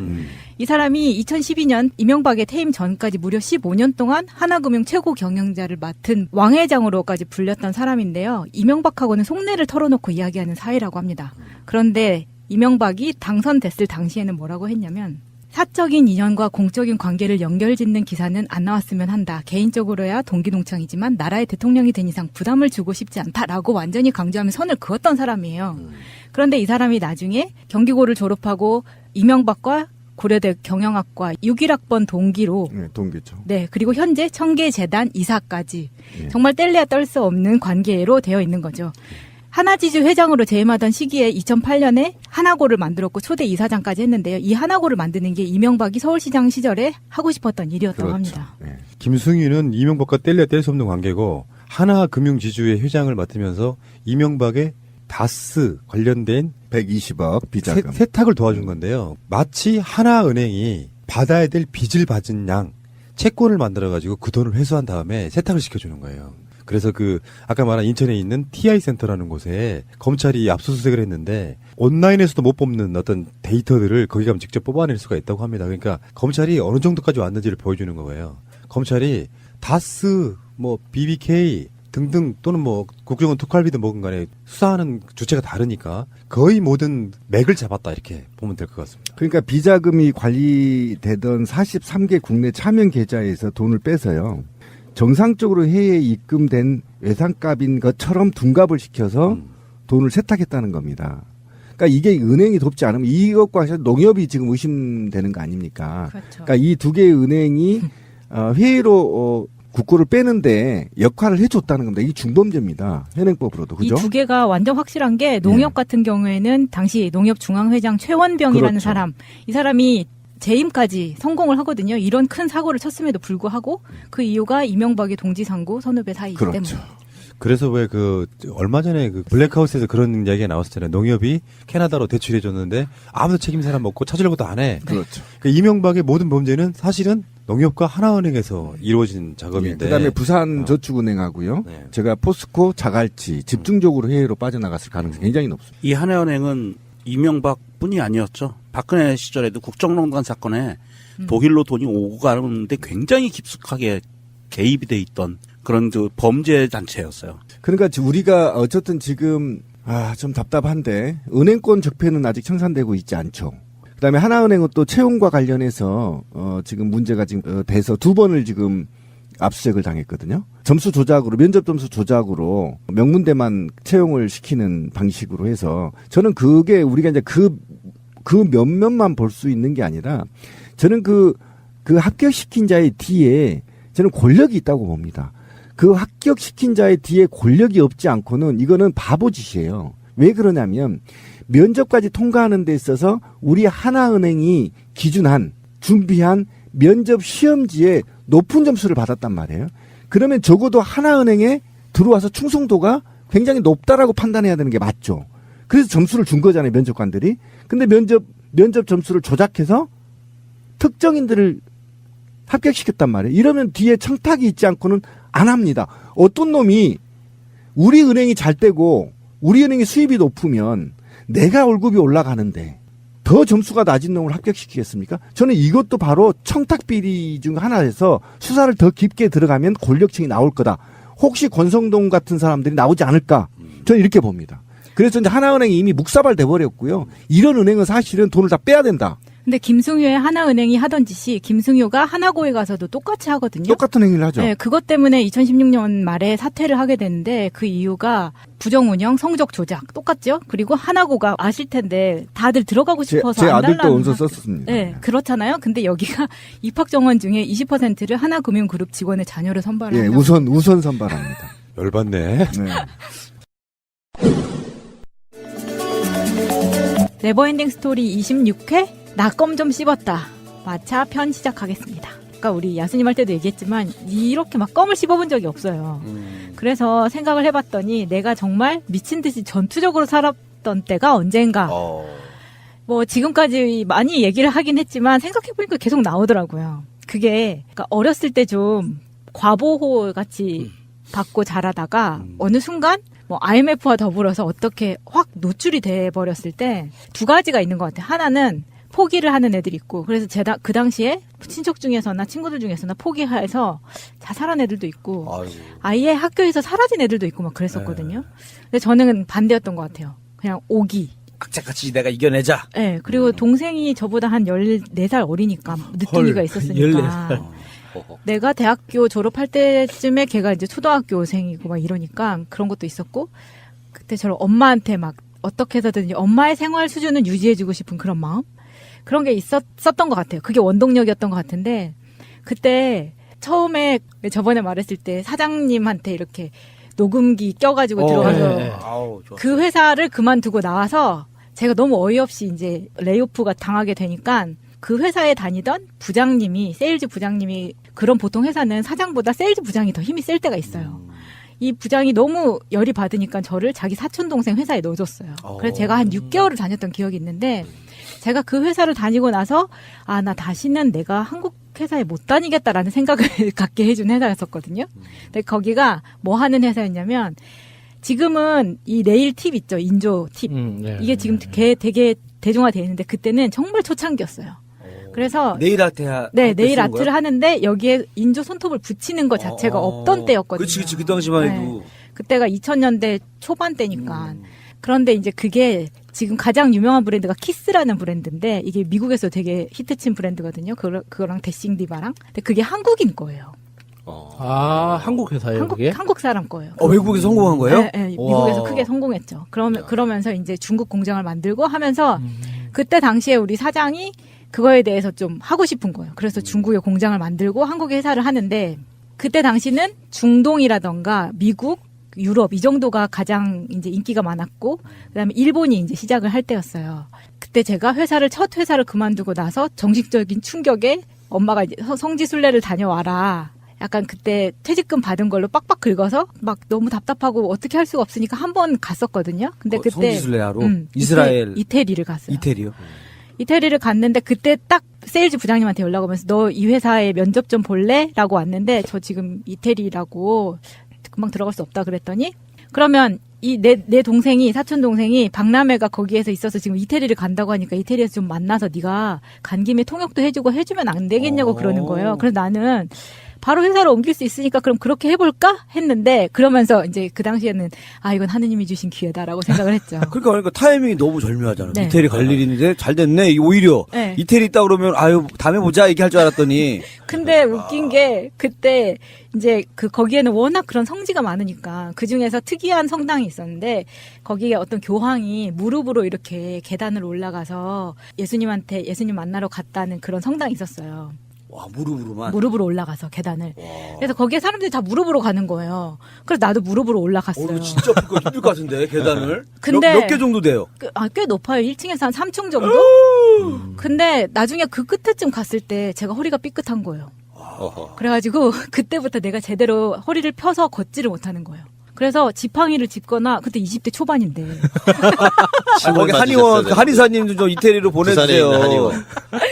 그러다 보니까 우리 여행 가이드, 그러니까 그 단체가 가이드가 우리 대모님이었는데 당황하신 거지. 이 멀쩡한 애 데리다가 지금 막 이렇게 된 거예요. 그래서 막 거기 갔던 한국 신부님들이 막 이거 뭐 뼈 맞춰준다 어쩐다 하면서 막 했는데 절대 안 되는 거야. 근육통을 갖다가. 그래서 그래서 그 이태리에서 그 사람들을 못 만났어요. 근데 나는 거기서 이게 인연이 아니라는 걸 알고 안 했어야 됐는데 한국 돌아오고 나서 제가 그 회사를 기어이 이제 찾아간 거예요. 왜냐면 또 부장님이 신경 써줬으니까 또 갔는데 이 회사가 갔더니 정말 개판인 거지. 일하는 사람이 없는 거지. 그리고 큰 회사였어요? 작은 회사였어요. 작은 회사고. 그래서 세일즈 1명, 그러면 제가 해외 영업으로 들어가라고 하고 그리고 어드민 1명 이렇게 쓰는 거고 경리 1명. 근데 들어가서 우리 회사는 영어도 중요하지만 일본으로 수출을 해야 되니까 너가 일본 학원을 다녔으면 좋겠다라고 하는 거예요. 그럼 나는 오케이. 왜냐면 내가 어쨌든 이 회사를 그만둬도 나한테 남는 건 언어니까 다니겠다고 한 거예요. 그래서 이 제가 돈으로 다녀라. 아니죠. 그거는 회사에서 대주니까 다녔죠. 근데 지금 생각하면 나는 죽어도 그때로 다시 돌아가서 그렇게 살 수 없을 것 같은 게 학원 수업이 아침 6시 반이었어요. 그러면은 그때 집이 신도림이었으니까 신도림에서 신촌까지 6시 반에 가려면 6시에 전철을 타야 되는데 6시에 전철을 타면 정말 그 분위기가 생동감 있게 이게 아니고 거의 뭐 새벽 일 다니시는 분들 네, 새벽 일 많으시죠? 다니시는 분들 정말 아저씨들 막 피곤에 쩔어가지고 막 있는 아저씨들이나 늦게 집에 건설업 술 하시는 먹고 분들. 돌아가는 나 같은 대학생들. 애들이나? 근데 거기에서 정말 학원 가느라 가는 사람들이 진짜 몇 명 없는 거예요. 거기서 약간 뿌듯함은 느꼈거든요. 대단하다. 옛날 6시 반에 수업이 있어요. 그때가 20대, 초반. 그러니까 23, 4, 이 정도 네, 되는 네. 그때였죠. 네. 그 정도 되는 그 친구들이 꼭 그런 고비를 한번 넘는 것 같아요. 24시간을 그 전투적으로. 네, 몇 개로 쪼개가지고 막 이틀치 3일치 막 살려고 막 하는 그런. 그래서 6시 반부터 시작해서 8시 반까지 2시간을 하는데 일본어 현지 일본인하고 그러니까 회화 시간이었는데 그걸 주 5일을 하는 거예요. 그럼 매일매일 간다는 거잖아. 주 3일이 아니고 그렇게 6개월 아침부터 피곤하다. 하드하네요. 2시간을. 지금 듣고 있는데 피곤해졌어요. 그렇게 6개월을 하니까 그냥 생활 일본어가 바로 돼요. 그거는 진짜 좋더라고. 와, 6개월 만에. 6개월 하면 돼요. 조금 다른 언어보다 조금 편하죠? 네, 편해요. 근데 그 선생님이 또 되게 멋있고 잘 가르쳤어. 그래서 이 사람이 송원이하고 네. 그다음에 소지섭 일본어 선생님이었어요. 아. 그리고 선생님 너무 재밌어가지고 우리 반 친구들이랑 다 같이 너무 친하게 지냈는데 정말 제가 막 아파서 실려 가더라도 선생님 보러 새벽 6시 반에는 그 학원을 꼭 갔거든요. 회사는 못 가더라도. 저런 열정이 있어야 된다니까. 선생님이 잘생기고 봐요. 그러니까. 그런 열정이 있어야 돼. 그리고 그러면 이제 8시 반에 수업이 끝나면은 출근을 해야 되잖아요. 그때 그러면 신촌에서 끝나고 일산이었거든요, 회사가. 그러면 아침에 자기가 학원을 다니라고 했으니까 조금 늦는 거는 봐줬단 말이에요. 그러면 끝나고 나면 6시에 퇴근을 하면 7시까지 신촌에 다시 와서 그때 영어 토익 학원 2시간짜리를 또 다녔어요. 와. 또 피곤해졌다. 왜냐면 이거를 내가 다녀서 토익 점수를 올려놔야 이게 영어 회화나 이런 거랑 상관없이 점수를 기계적으로 잘 받는 거를 해야 됐기 때문에 토익 학원을 2시간을 다니고 2시간도 왜 2시간이냐면 원래 1시간만 다녀도 되는데 그 뒤에 똑같은 타임을 또 수업을 하는 거예요. 그럼 나는 집에 가서 공부 또 할 시간이 없으니까 그냥 2번을 반복해서 듣는 거 똑같은 거예요. 그러네. 근데 나 같은 복습이 되는구나. 나같이 하는 사람은 없죠. 그걸 2번 듣는 사람 누가 있겠어. 선생님 피곤한데. 얼마나 부담스럽겠어. 똑같은 말 계속 아까 첫사랑 얘기 다 재밌게 빵빵 터졌는데 또 앉아있어. 두 번째 사랑 얘기로 바꿔서야겠구만. 힘들다. 그러고 나서 주말에는 영어 프리토킹을 또 다닌 거예요. 무슨 국영화를 누리려고 그렇게 사는 거예요? 그러니까 그렇게 한 6개월 하다 보니까 어떻게 되냐면 사람이 되게 너무 피폐해져. 몸이 너무 피곤한 거예요, 일단. 맞아요. 뭐. 네, 잠을 잘 시간도 없고 뭐 누구를 만날 시간도 없고. 고등학교 때 그렇게 공부를 하지. 그런데 나는 이거를 해서 나한테 얻어질 게 예를 들면 이런 거 있잖아요. 미드를 나는 자막 없이 보고 싶고 미드처럼 말하고 싶은 막 이런 욕심 같은 거 있잖아요. 그러면 미국에 있는 엄마 아빠가 있어야지. 왜 그런 꿈을? 누가 옛날에 그랬었어요. 미국의 거지들은 영어도 잘한다고. 막 하고 그랬었어. 영어 어렵다 그러면은 누가 그렇게 해서 하라고 했던 얘기가 생각나네. 근데 거기를 6개월을 다니는 동안 정말 재밌는 일이 많이 있었는데 예를 들면 이런 거였어요. 그 회사에 첫 출근한 날 제가 또 오버한다고 9시까지 출근인데 막 8시까지 간 거예요.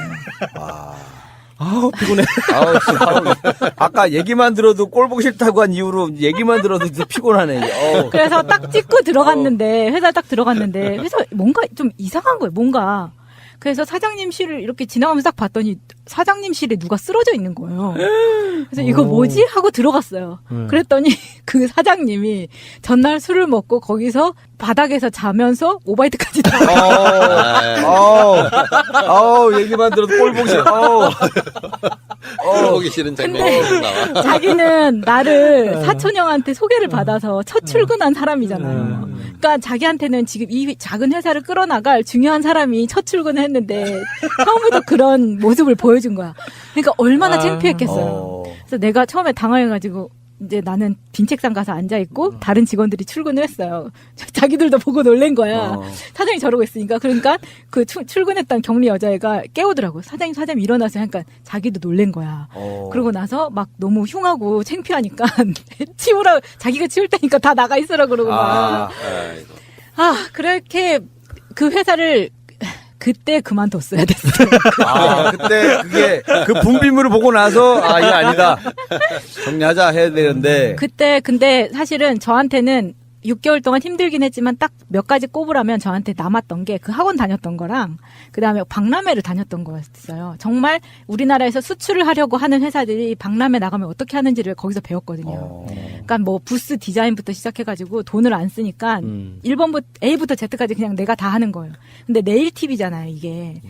그러니까 이걸 어떻게 하면은 더 예쁘게 잘 보일 수 있을까를 해야 되니까 예를 들어서 계속 아이디어를 내는데 그 왜 귀걸이 이렇게 진열대에 걸어놓는 거 같은 거 있잖아요. 액세서리 집 가면은 그거를 사서 그 귀걸이 거는 거를 사서 거기에다가 네일팁을 하나씩 달았어요.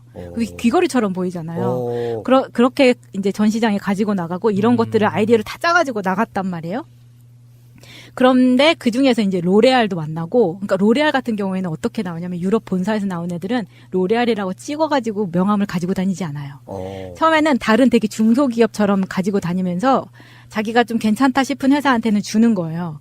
그리고 나중에 정말 연락을 하게 되면 그때 자기가 로레알 회사라고 밝히는 거예요. 재밌네. 네. 그거 한번 따라해봐야겠다. 국정원 스타일. 그런데 그 중에 이제 우리 사장이 라스베가스 갔을 때였나? 그때 완전히 일본의 큰 바이어를 잡은 거예요. 그 나카무라 상이라고. 이 사람이 정말 한국을 되게 자주 오면서 우리 제품을 되게 좋아했어요. 근데 우리께 되게 그때 참신했던 게 뭐냐면 그때 당시에 네일팁을 바르면 정말 본드처럼 붙어가지고 뗄 때 되게 힘들었었거든요. 근데 우리가 일본을 통해서 고안한 거는 뗐다 붙였다가 가능한 팁이었어요. 근데 붙였을 때 잘 붙는 거. 그러니까 이게 일본에서 너무 폭발적으로 인기가 있었던 거예요. 그리고 일본에서는 그때 한 세트에 10만 원, 15만 원 막 이 정도. 그때 우리나라 물가 차이 많이 날 때잖아요. 네, 그리고 그죠? 스왈로브스키 막 이런 거를 다 얹었었거든요. 네일팁 위에다가. 일본 애들 화려한 그런 걸 좋아하니까. 그래서 이제 그 회사랑 터지면서 우리 회사가 조금씩 좋아지기 시작했는데 그 큰 바이어를 하나 물면 이 조그만한 회사가 이 바이어한테 되게 휘청거려요. 오더량에 따라서. 이 바이어가 어느 날 우리 사장하고 막 얘기를 하더니 우리 사장이 나를 불러서 이러는 거예요. 너 나카무라 상이 월급을 더 주고 자기가 한국에 들어올 때마다 너를 비서로 쓰고 싶다고 하는데 너는 어떻게 생각하냐고 딱 이러는 거예요. 위험하다. 너는 그래서 처음에 그렇게까지 생각을 못했어. 근데 이제 너 그거 비서 한다고 하면 너 집도 따로 얻어주고 그렇게 해준대. 이렇게 하는 거예요. 그래서 나는 다른 궁극기가 있는 거네. 처음에 뭐야 이거 현지처야? 딱 이 생각이 먼저 딱 들었어요. 그리고 나는 그 사람이 항상 그러니까 이 회사에서 약간 자랑은 아니지만 쟤는 꼭 내가 스카우트하고 싶다 그런 이야기를 몇 번 했다가 우리 사장한테 이렇게 넌지시 한 거예요. 왜냐면 어차피 그렇게 중소기업에서는 누구 하나가 끌어가지 않으면 안 되는데 다들 안 하면 그러니까 일하는 사람이 나밖에 없었던 거지. 그래서 그 사람이 이제 지금 생각하면 제가 이거 지금 미투 하는 거예요. 밝히는 거예요. 그래서 그 사람이 나중에 마차는 따로 회식할 때 꼭 부르고 이제 막 이렇게 된 거예요. 근데 남자 영업하는 애가 있는데 그래서 처음에는 못 모르고 가서 뭐 비싼 회 사주고 하니까 열심히 따라 먹고 우리 사장님도 가니까 단둘이 만나는 게 아니었기 때문에 그래서 막 갔는데 이게 딱 얘기를 들어보니까 사장이 내 편이 아닌 거야. 사장은 자기의 회사에 이걸 위해서 나를 밀어넣고 싶은 거지. 너 한다고 해 막 이런 거예요. 내가 만약에 모르는 척하고 내가 만약에 저 사람 비서를 하든지 뭘 하든지 집어넣어 준다고 해서 나한테 더 원하는 게 있고 하면 사장님 어떻게 하실 건데요? 내가 그랬어. 사장이 아무 말도 못 하는 거예요. 그러니까 자기는 다 속셈이 있고 다 이 사람이 뭘 원하는지를 아는데 나한테 모르는 척 은근히 너 아르바이트식으로 돈 덜 벌면서 할래 어쩔래 막 하는 거잖아. 너무 열받는 거예요. 네. 내가 그래서 그 사촌 형 그 부장님한테 얘기를 했죠. 이거 지금 이렇게 됐다. 그러고 나서 딱 까보니까 나중에 그 사장이 애가 셋이었거든요. 근데 그리고 그 사촌 형 그 세일즈 부장이었던 이전 회사의 세일즈 부장님이었던 사람도 되게 결혼을 되게 늦게 했어요. 40 넘어서. 근데 그 집에 바람 펴서 이혼하고 이 사장 애 셋인데 바람 펴서 지금 어쩐다고 막 이러는 거예요. 그러니까 그런 상태에 있는 사람한테는 내가 자기 바이어를 위해서 조금 뭐 이렇게 하는 게 그렇게 큰 문제가 아니라고 생각했던 거지. 근데 나는 그때만 해도 저번에 말했지만 20대 후반까지 남자랑 자본 적도 없고 뭐 떠왔기 때문에 그런 거에 대해서 아니 당연히 뭐 생각도 안 했지만 그걸 정말 기분 나빠해가지고 내가 크게 한판 할 수 있었는데 그걸 못하고 나온 게 되게 억울한 거죠. 아니면 정말 모르는 척하면서 정말 비서 일만 하는 거야. 비서 하라고 그랬잖아요. 그치, 진짜 모르는 척하면서 계속 월급은 더블로 받으면서. 그런 게 돼야 하는데 근데 나중에 그 우리 회사에 나는 일어를 새로 배우라고 했지만 격리로 있었던 여자애는 상고를 나와서 거기서 일본어과를 했었기 때문에 걔는 일어를 잘하는 애였어요. 그러다 보니까 내가 안 한다고 하니까 걔한테 간 거야. 난 그러고 나서 6개월을 정말 갑작스럽게 그만뒀어요. 어느 날 사장님이 딱 사장실로 불러서 내가 안 되겠다 이렇게 얘기를 하는 거예요. 나는 그 말 하자마자 보통은 이제 인수인계도 하고 막 해야 되잖아요. 그 자리에서 짐 싸서 그냥 나와버렸어. 멋있다. 20대만 할 수 있는. 근데 과감한. 그때 내가 더 싸웠어야 됐는데 그걸 못했다는 게 좀 아쉽다는 거죠. 그러니까 제가 거기서. 그게 참 옛날에도 이제 그런 일들이 많았다는 얘기 아니에요. 그 한참 10몇 년 전인데. 그쵸. 그게 지금이라고 없겠어요, 그게? 지금은 더 심하다는 건 아는데.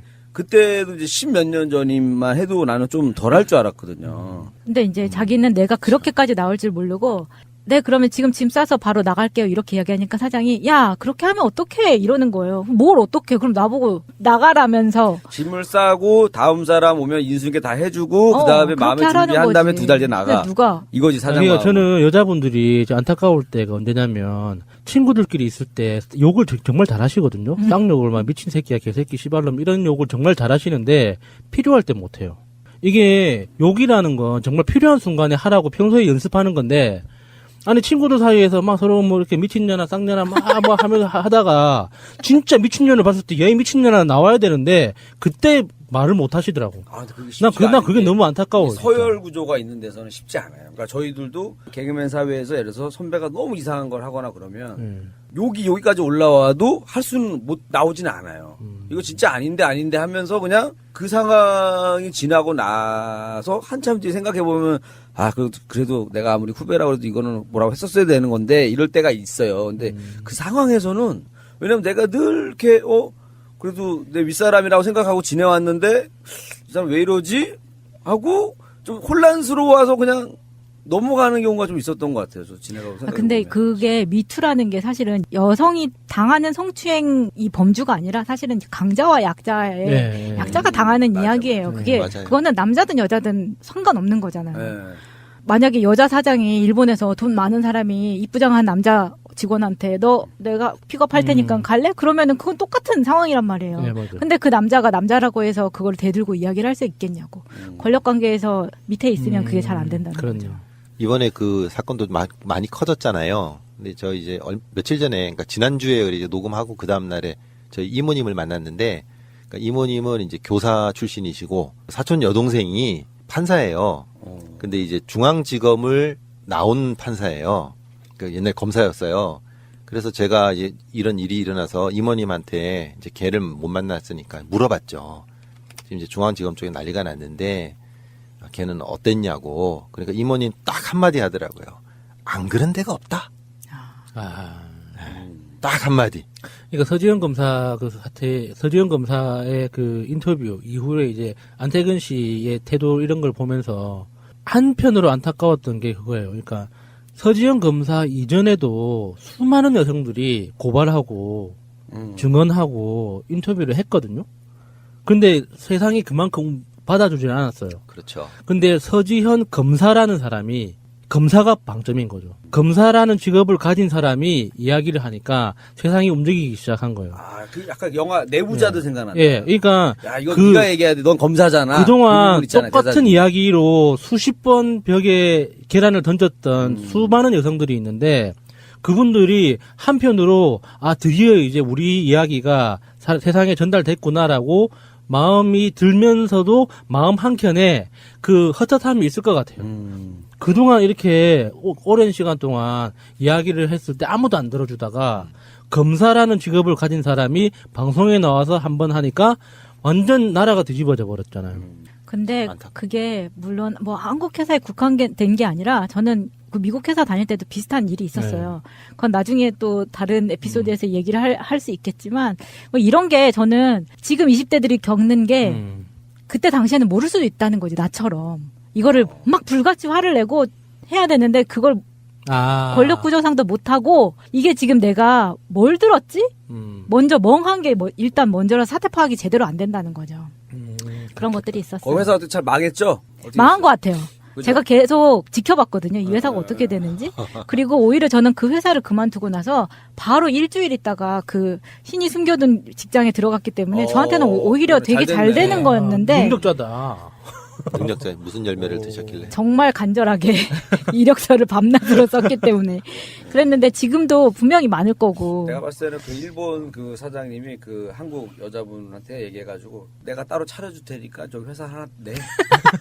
그래서 거기 문 닫게 하고 아예 했을 수도 있어. 오히려 당했을 수도 있어 그 사장이. 그럴 수도 있겠네요. 당할 수도 있는 거예요. 당할 수도 있겠네요.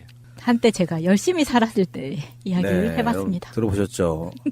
나 한때 껌을 씹었다라는 주제인데 다들 다양한 주제가 왜냐면 껌 씹어본 사람이 없습니다. 제대로 씹어본 사람이 없기 때문에 그 비스무리한 얘기들을 들어보셨을 텐데 자 여러분들 한때 나도 껌 좀 씹었다는 시기가 언제신지 한번 생각해 보시기 바라겠습니다. 오늘 했던 네버엔딩 스토리 이야기는요. 우리 새날 채널2에서 저희가 오리지널 버전으로 편집 안 된 거 그대로 풀 버전 1시간짜리 1시간 20분짜리죠. 풀 버전으로 있으니까 꼭 다운 받아주시기 바라겠습니다. 풀 버전 하니까 괜히 막 설레고 그러시죠. 기대해 주시기 바라겠습니다. 이너피스 드리는 이벤트 하겠습니다. 자, 아울러서 하나만 더 광고하겠습니다. 아차님께 질문이요. 배란기를 알 수 있는 방법이 있어요? 보통 생리 주기로 맞출걸요? 근데 배란을 알아볼 수 있는 제품이 하나 나왔어요. 미리 예측할 수 있는. 실제로 내가 배란 중인지 아닌지 알아보는. 실제로 그 지금 마차님 들고 있는 저렇게 조그만 건데 저 테스트기에다가 침을 놓고 테스트를 하는 건데 이게 스마트폰 어플도 있거든요. 실제로 보면 배란이 아닐 때는 그냥 나타나는 게 아무것도 없는데 배란일 때만 얇게 얼음이 오는 것 같은 결정체가 보여요. 실제로. 그 배란기를 스마트폰 어플리케이션까지 같이 이게 쓰게 되면 어떤 점이 좋냐면은 내 배란 주기를 정확하게 읽어낼 수가 있습니다. 지금 현재 서울시에 있는 보건소 중에 20군데에서 직접 사용하는 바로 그런 제품이에요. 아니 가격도 저렴하고 일단 뭐 배란 테스터기라던가 아니면 임신 테스터기를 사는 것보다 더 저렴한 거예요. 그리고 더 정확하고 그리고 제가 오늘 써보니까 너무 좋은 게 보통은 그런 테스터기 기존의 테스터기는 아침에 첫 소변 뭐 이렇게 좀 까다로운 조건이 있어야 되거든요. 근데 얘는 그 시험지에 침을 살짝 묻혀서 기계 안에 이렇게 조그만한 지우개만한 기계 안에 쏙 집어넣으면은 바로 결정체를 볼 수가 있는 거예요. 제가 아까 해봤거든요. 그러니까 안전하고 행복한 성생활을 위해서 미리 하나씩 준비를 하시고 그거에 대해서 사용한다는 게 굉장히 좋은 거죠. 요거는 원래 개발한 건 난임인 부부들이나 아이 갖고 싶어하는 분들에게 효용성 있게 만들었는데 이걸 뒤집어 생각하면 피하는 용도로도 쓸 수 있다는 그렇죠. 뜻이죠. 굉장히 불안해하거든요. 요즘 여성들은 그 배란이 불규칙하기 때문에 그 맞아요. 림프를 삽입하거나 또는 사후피임약을 먹거나 굉장히 불안해해서 성행위 자체를 행복하다고 말하지 않고 불안하다고 생각하는 여성들이 많아요. 그런데 이거를 사랑하는 사람과 미리 테스트하고 얼마나 행복하겠어요. 안전하게. 배란 테스트할 수 있는 방법이 두 가지가 있대요. 하나는 소변으로 보는 방법. 그보다 더 훨씬 더 정확성이 높아요. 이 정확도가 98%인데 98%의 수치는 콘돔의 수치하고 똑같아요. 사실상 100% 맞추는 그런 부분이고요. 서울시 22개 보건소에 지금 납품하고 있고요. 2017년도 작년에 특허청정상을 받은 제품입니다. 그리고 배란 테스트기로는 사실상 유일하게 1등급을 받았다 그러는데 무슨 말이냐면 그 제품 자체에서 환경 호르몬이 안 나와야 돼요. 그런 제품이고 굉장히 훌륭한 제품인데 결국엔 자본력이 없어서 팟캐스트에 광고하는 것뿐이지 이 제품을 처음 듣고 깜짝 놀란 게 이런 제품이 있었어? 라는 놀랄만한 그런 느낌이었고요. 저도 놀랐어요. 아까 신비님 말씀하신 것처럼 요즘 제 친구들이나 다 굉장히 불규칙하거든요.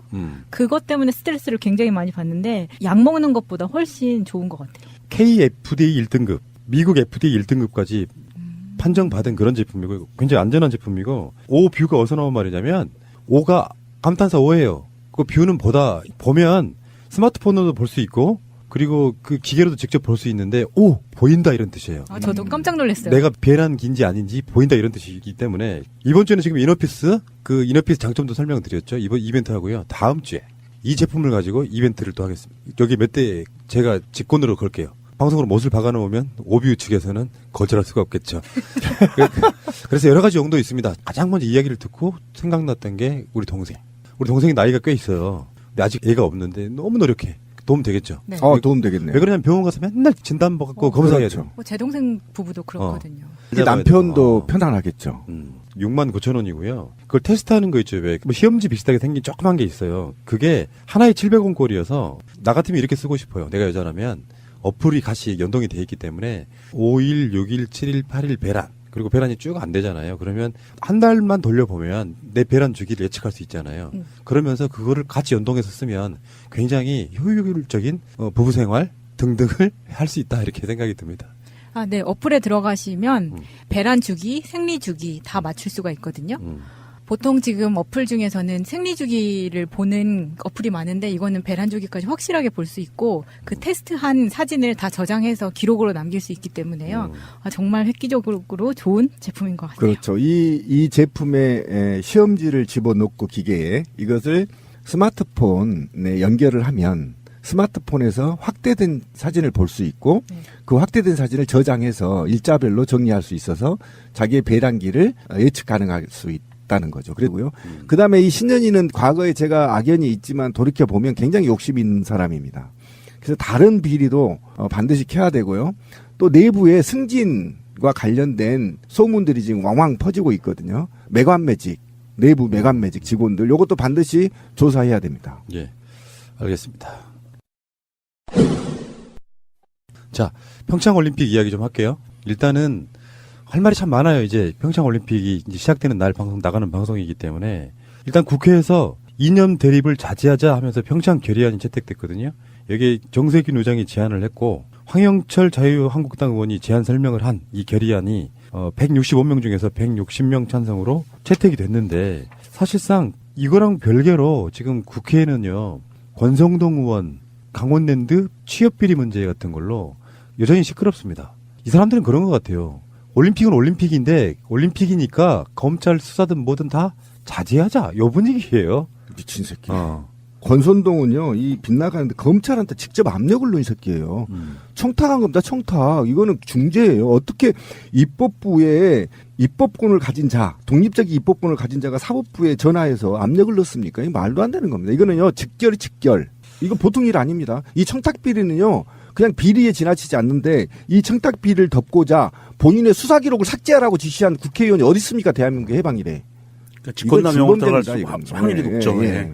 그래서 평창 결의안 채택에 유일하게 반대한 사람이 바로 대한애국당의 조원진이에요. 이 조원진이 저번에 현송월 단장 왔을 때는 서울역에서 인공이 불태웠고요. 네. 이번에 그 묵호항에 만경공호가 들어왔는데 거기 가서도 인공기를 불태우는 그러니까 만행을 저질렀습니다. 반대하고 달려가서 이 만행을 저질렀습니다. 치밀어 오르는 분노를 삭힐 수가 없는 게 그 영상 보시면요. 만경공호가 들어와요. 빤히 북한의 선수단이나 뭐 이런 사람들이 들어오는 상황이잖아요. 그 항구에서 경찰이 지키고 있고 온갖 난리가 나요. 그러면서 인공기도 불태워요. 어쩌라는 거지? 그런 선수단이 무슨 죄가 있나요? 저도 지금 한심한데요. 이게 지금 굉장히 저는 슬픈 현실이라고 생각합니다. 그러니까 입법권을 갖고 있는 자가 국민의 세비를 수십억씩 받은 자가 헌법에 보장된 입법권의 임무, 나라의 평화와 통일, 이게 기본 의무거든요. 입법권자들이. 그걸 위해서 좋은 법률들을 제정하고 또는 한반도의 평화와 더 나아가 우리의 역사적 사명을 해결하기 위한 입법적 노력을 해야 될 그 당사자가 그죠? 엄중하게 보장된 거잖아요, 입법권이. 그런데 평화 올림픽을 하겠다고 협약을 하겠다는 체결식에서는 반대하고 달려가서 모처럼 만에 북한 선수들이 한국에 오는데 거기 가서 반대 집회를 하고 있었습니다. 이거는요, 그냥 용서할 수 없는 겁니다. 만약 이게 탄핵 제도가 있었더라면, 국회의원 탄핵 제도가 있었으면 바로 발의돼서 탄핵해야 될 사람이고, 이거는 자기의 임무를 반기하는 거거든요. 굉장히 쓰레기 같은 생각이고요. 이런 자들은 다시는 국회에 들어올 수 없도록 막아야 되는 것도 우리의 숙제 중에 하나입니다. 우리나라의 엄연히 대한민국 국기에 관한 규정이라고 해서 대통령령으로 나와 있고요. 거기에서는요, 109조에 외국을 모욕할 목적으로 그 나라의 공용에 공하는 국기 또는 국장을 손상, 제거 또는 오욕한 자는 2년 이하의 징역 또는 60만 원 이하의 벌금에 처한다라고 규정돼 있어요. 경찰은 북한의 인공기를 불태워서 북한 선수들과 북한의 그 관계자들을 자극하려는 이런 고의적인 의도를 갖고 있는 모욕하는 행위는 그 자리에서 바로 체포를 해야 된다고 봅니다. 그러니까 평창올림픽 지원법도 마찬가지예요. 네. 다 위반이거든요. 그러면 경찰이 바로 체포를 해야 돼요. 경찰 뭐 하십니까? 그러게, 조원진이 뭐 그렇게 대단하다고. 이철성 청장님 뭐 하시냐고요. 다른 때는 그렇게 잘 잡아 가두더니 왜 이런 사람들은 안 잡아요? 그리고 이제 이 조원진이나 특히 저는 이제 이게 왜 슬프냐면 올림픽 정신이 쿠베르땡 기억나시죠? 너무 오래돼서 우리 초등학교 때인가 뭐 중학교 때 배우잖아요. 그렇지. 쿠베르땡 남작. 남작이라고 그러죠. 남작. 그런데 남자 아니에요. 이게 프랑스 사람이죠. 네, 아마 그럴 거예요. 그런데 이 올림픽이 뭐냐면 사실은 인류에서 전쟁으로 막닿는 것을 방지하고 평화를 유지하기 위한 기본적인 원칙이 있거든요. 올림픽 정신이라는 게. 그 다음에 페어플레이 정신이잖아요. 네, 페어플레이 정신이 뭐냐면 민주주의에서 굉장한 룰을 정확히 지켜서 이 시험지를 아꼈을 수도 있는 거죠. 아직도 젊으신 신비님 유용하시겠어요? 예, 굉장히 유용하겠습니다. 저도 사야 되겠어요. 이게 디자인이 신비님이 좋아하는 약간 그렇죠. 애플 스타일이에요. 예, 애플 스타일. 그렇죠. 굉장히 네. 좋습니다. 깔끔하고. 자, 검색창에서요. 오 보인다 이런 뜻이에요. 오뷰 검색하시면 나옵니다. 오, 잘 보여. 그러니까 이 상품은 다음 주 이벤트로 걸겠습니다. 다시 이슈로 들어가겠습니다. 자, 첫 번째 신현희 강남구청장 구속영장 청구. 오, 박수 한번 칩시다. 오. 우리 방송이 나간 뒤에는 어떻게 될지 몰라요. 현재까지는 그렇습니다. 근데 이게 전통적인 친이계입니다. 서울시 있을 때부터 이명박 측근으로서 승진을 거듭했던 인물이고요. 특히 신비를 잘랐던 인물입니다. 아, 그래요? 제가 몇 번 말씀드렸잖아요. 신현희가 강북구청 국장으로 있을 때, 그랬던 거예요? 저와 막가는 싸움을 했던. 직접적으로. 그럼요. 이게 죄어버리네. 직원한테 있잖아요. 국장이 선생님 왜 이러세요? 이렇게 말한 사람 서울시 공무원 중에 유일하게 신현일 겁니다. 막 음성 지원 되는 것 같아요. 나가세요. 이 구속영장이 청구되는데 서울지방경찰청 지능범죄수사대가 청구하는데요. 죄목이 업무상 횡령, 직권남용 및 강요 혐의 이렇게 돼 있어요. 취업 청탁도 있고요. 예, 대통령 예. 명예훼손도 있고요. 개판입니다. 댓글 달기도 있고요. 한두 개가 아니에요. 심각한데요. 아니, 이 심각한 내용이 뭐냐면 2010년 7월경부터 2015년 10월까지 강남구청 각 부서에 지급되는 경료금하고 포상금을 총무팀장을 통해서 현금화를 시켜서 그거를 비서실장이 받아서 그래서 그것을 유용한 거래요. 어디에다 이용하냐면요. 동문회. 아, 동문회. 네, 동문회. 아니, 그런데 정말 구청장씩이나 되는 사람이 이렇게 부정한 짓을 해서 그 돈을 낑겨먹는 이런 짓을 이거 너무 비상식 아니에요? 강남구의 특활비 횡령 사건하고 비슷한 거야. 구조는 사실 알고 보면 그래요. 그러네요. 액수가 적지도 않아요. 거의 1억 가까이 되고 아까 동문회비 말씀하셨지만 당비, 자유한국당이겠죠? 그리고 지인 경조사비, 그다음에 명절 선물 구입비, 정치인 후원회비 이런 거를 왜 구청에서 나온 돈으로 내는 거죠? 그러니까 저는 이제 포상금이 직원들한테 돌아가야 할 돈이거든요. 그렇죠. 제가 예전에 우리 방송에서 그런 얘기 했잖아요. 노원구청에 근무할 때 제가 전국 최우수 재난 공무원으로 선정이 돼서 3억 5천을 받았거든요. 근데 그 3억 5천을 받은 돈으로 제가 환경이 열악한 노원 소방서에 장비를 사줬다고 했잖아요. 일부를.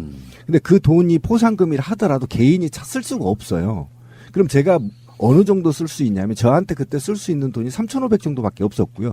다 했는데 그 3,500도 사무실 환경 개선이나 뭐 이런 거 있잖아요. 또는 재난 장비를 구입하거나 이런 겁니다. 그런데 신년이 이자는 동문회비를 내고 당비를 내고 선물을 사고 그것도 직원한테 갈 돈으로 빼서. 이거는 있잖아요. 정말 있을 수 없는 일이고요.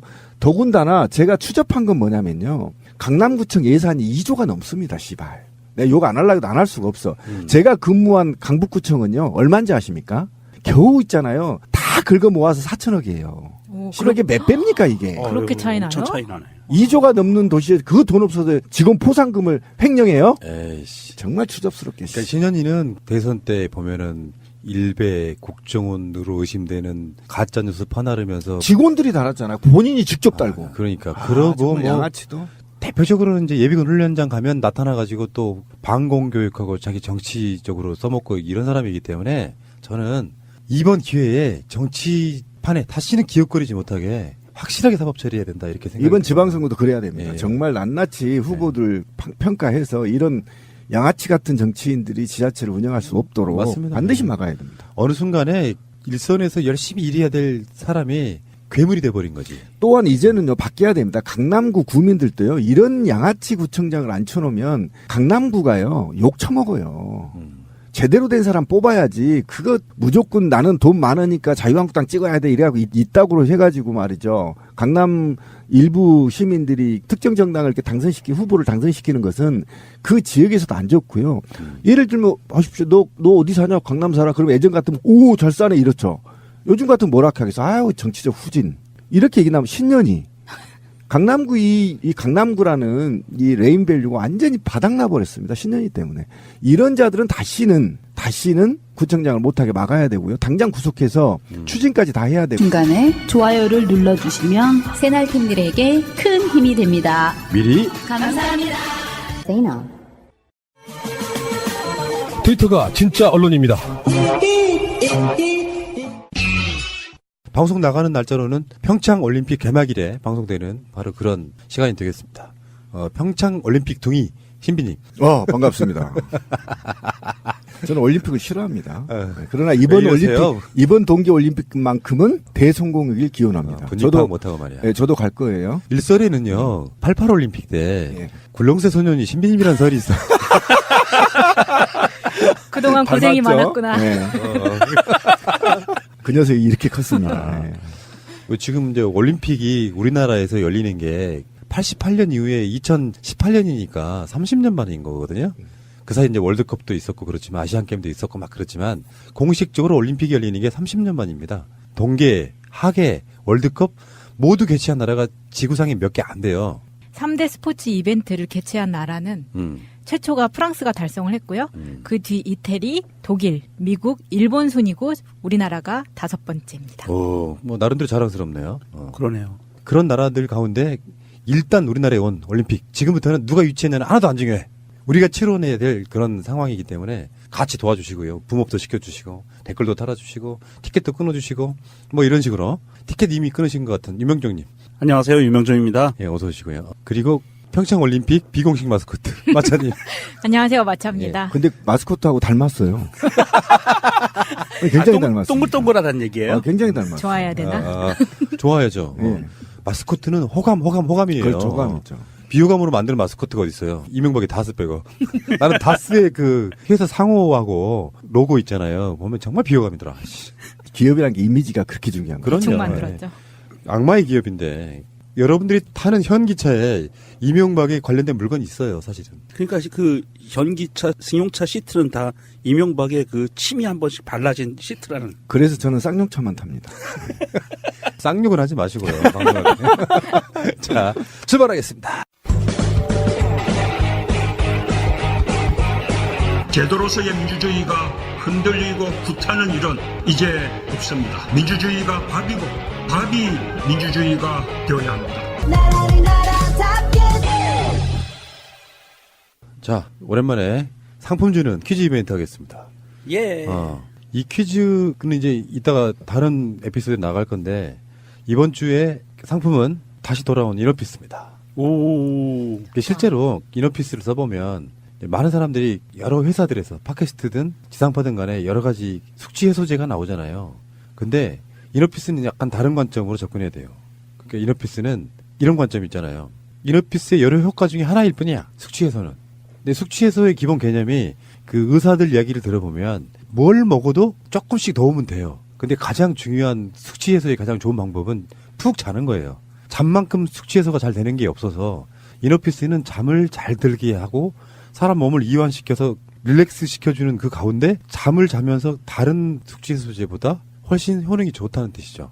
새벽에까지 밤 늦게까지 술을 먹고 이너피스 한 병 드시고 푹 주무시면 다른 그 숙취 해소제보다 훨씬 더 빨리 깬다. 이런 개념으로 보시면 될 것 같아요. 근데 저는 술을 안 마시는데도 예를 들어서 저번에 말씀드렸던 간단한 거였지만 제가 재판 나가는 날 잠을 못 자고 막 그랬을 때 그때 이너피스 도움을 좀 받았어요. 술 안 마시는 사람한테도 이게 약간 노곤하게 잘 잘 수 있게 만들어주는 효과가 있다 그렇죠. 그랬잖아요. 그래서 그거 마시고 천연 수면제도 먹어봤는데 아침에 이너피스는 아침에 일어났을 때 뒷머리가 묵직한 게 없어요. 오. 그게 정말 좋더라고요. 근데 어쨌든 이름에서도 마음의 평화잖아요. 네. 근데 이 이너라는 게 단어가 원래 안에서부터 평화거든요. 그러니까 이걸 마시면 안에서부터 쫙 밖으로 편안해진다. 네. 이런 의미를 갖고 있습니다. 연구 많이 하셨네.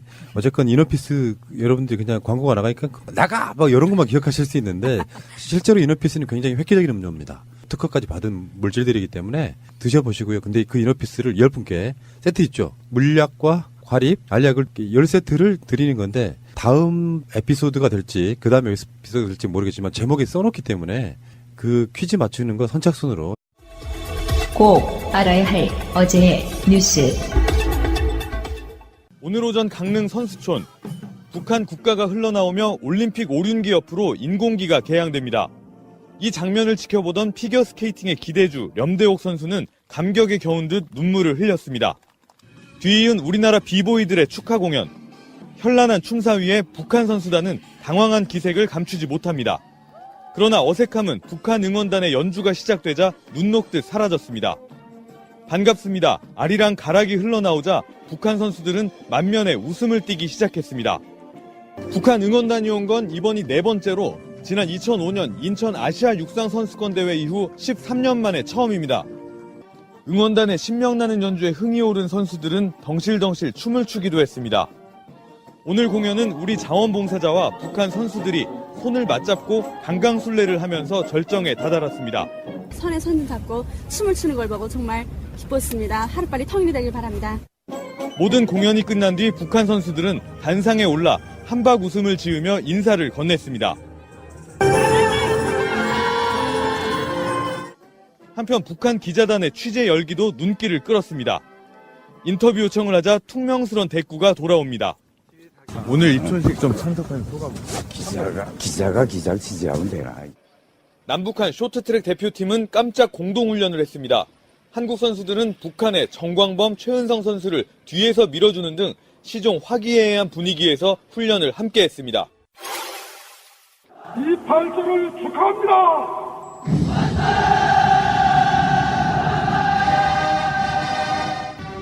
인민무력상의 인사로 본격적인 사열이 시작됩니다. 김정은 위원장이 망원경으로 광장을 주시합니다. 연단에선 김 위원장은 침략자들이 조국의 자주권을 0.001mm라도 침해하지 못하게 해야 한다고 말했습니다. 오늘의 열병식은 세계적인 군사강국으로 발전된 강대한 조선민주주의인민공화국의 위상을 과시하게 될 것입니다.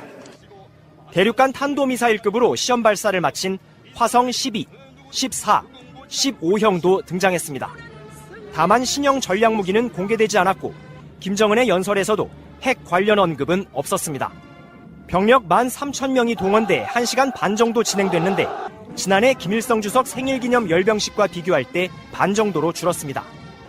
과거 주요 열병식은 생중계를 한 데 반해 오늘은 녹화방송을 했고 외신기자 초청 계획도 취소했습니다.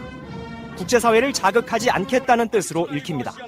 국제사회의 우려와 달리 이번 열병식이 올림픽을 방해하는 것이 아닌 어떤 내부의 행사일 뿐이고 또 이 남쪽에서 열리는 올림픽 행사에 대한 어떤 보여줄 수 있는 최대의 성의의 표시를 보이면 오늘 열병식에는 김 위원장의 부인 리설주도 처음 등장했는데 이 역시 정상적인 국가의 내부 행사임을 강조하기 위한 조치로 보입니다. 검찰이 오늘 서울 서초동 삼성전자 사옥과 한때 삼성그룹 2인자였던 이학수 전 삼성 부회장의 도곡동 자택을 압수수색했습니다. 압수수색의 주체는 다스의 140억 원 회수 과정에서 이명박 전 대통령의 직권남용 혐의를 수사하고 있는 서울중앙지검 첨단범죄수사 1부입니다. 검찰 관계자는 삼성이 다스의 미국 소송 비용을 대납한 정황이 드러나 압수수색을 실시했다고 밝혔습니다. 다스는 BBK에 투자했던 돈 190억 원 가운데 50억 원만 회수하고 140억 원을 돌려받지 못하자 미국에서 김경준 BBK 대표를 상대로 10년 가까이 여러 건의 소송을 벌였습니다. 그런데 당시 김백준 총무기획관이 다스의 소송을 관리하고 김재수 LA 총영사가 나서 각종 소송을 진두지휘한 사실이 드러나면서 이명박 전 대통령이 청와대와 외교공관을 개인 기업의 투자금 회수에 앞세워 직권을 남용했다는 혐의를 받아왔습니다. MBC가 단독 입수한 다스 내부 자료에 따르면 다스는 140억 원 회수를 위한 소송에 무려 400만 달러, 우리 돈 40억 원이 넘는 돈을 쏟아부은 것으로 확인됩니다. 특히 한 가지 소송임에도 불구하고 미국 대형 로펌 5곳 이상이 동원된 사실도 드러났습니다. 이 소송은 다스가 지난 2011년 2월 알 수 없는 이유로 140억 원을 돌려받으며 끝이 났습니다. 이런 상황에서 삼성그룹이 이 비용 가운데 일부를 대납한 사실이 확인될 경우 이명박 전 대통령에게는 뇌물수수 혐의까지 더해질 것으로 보입니다. 방송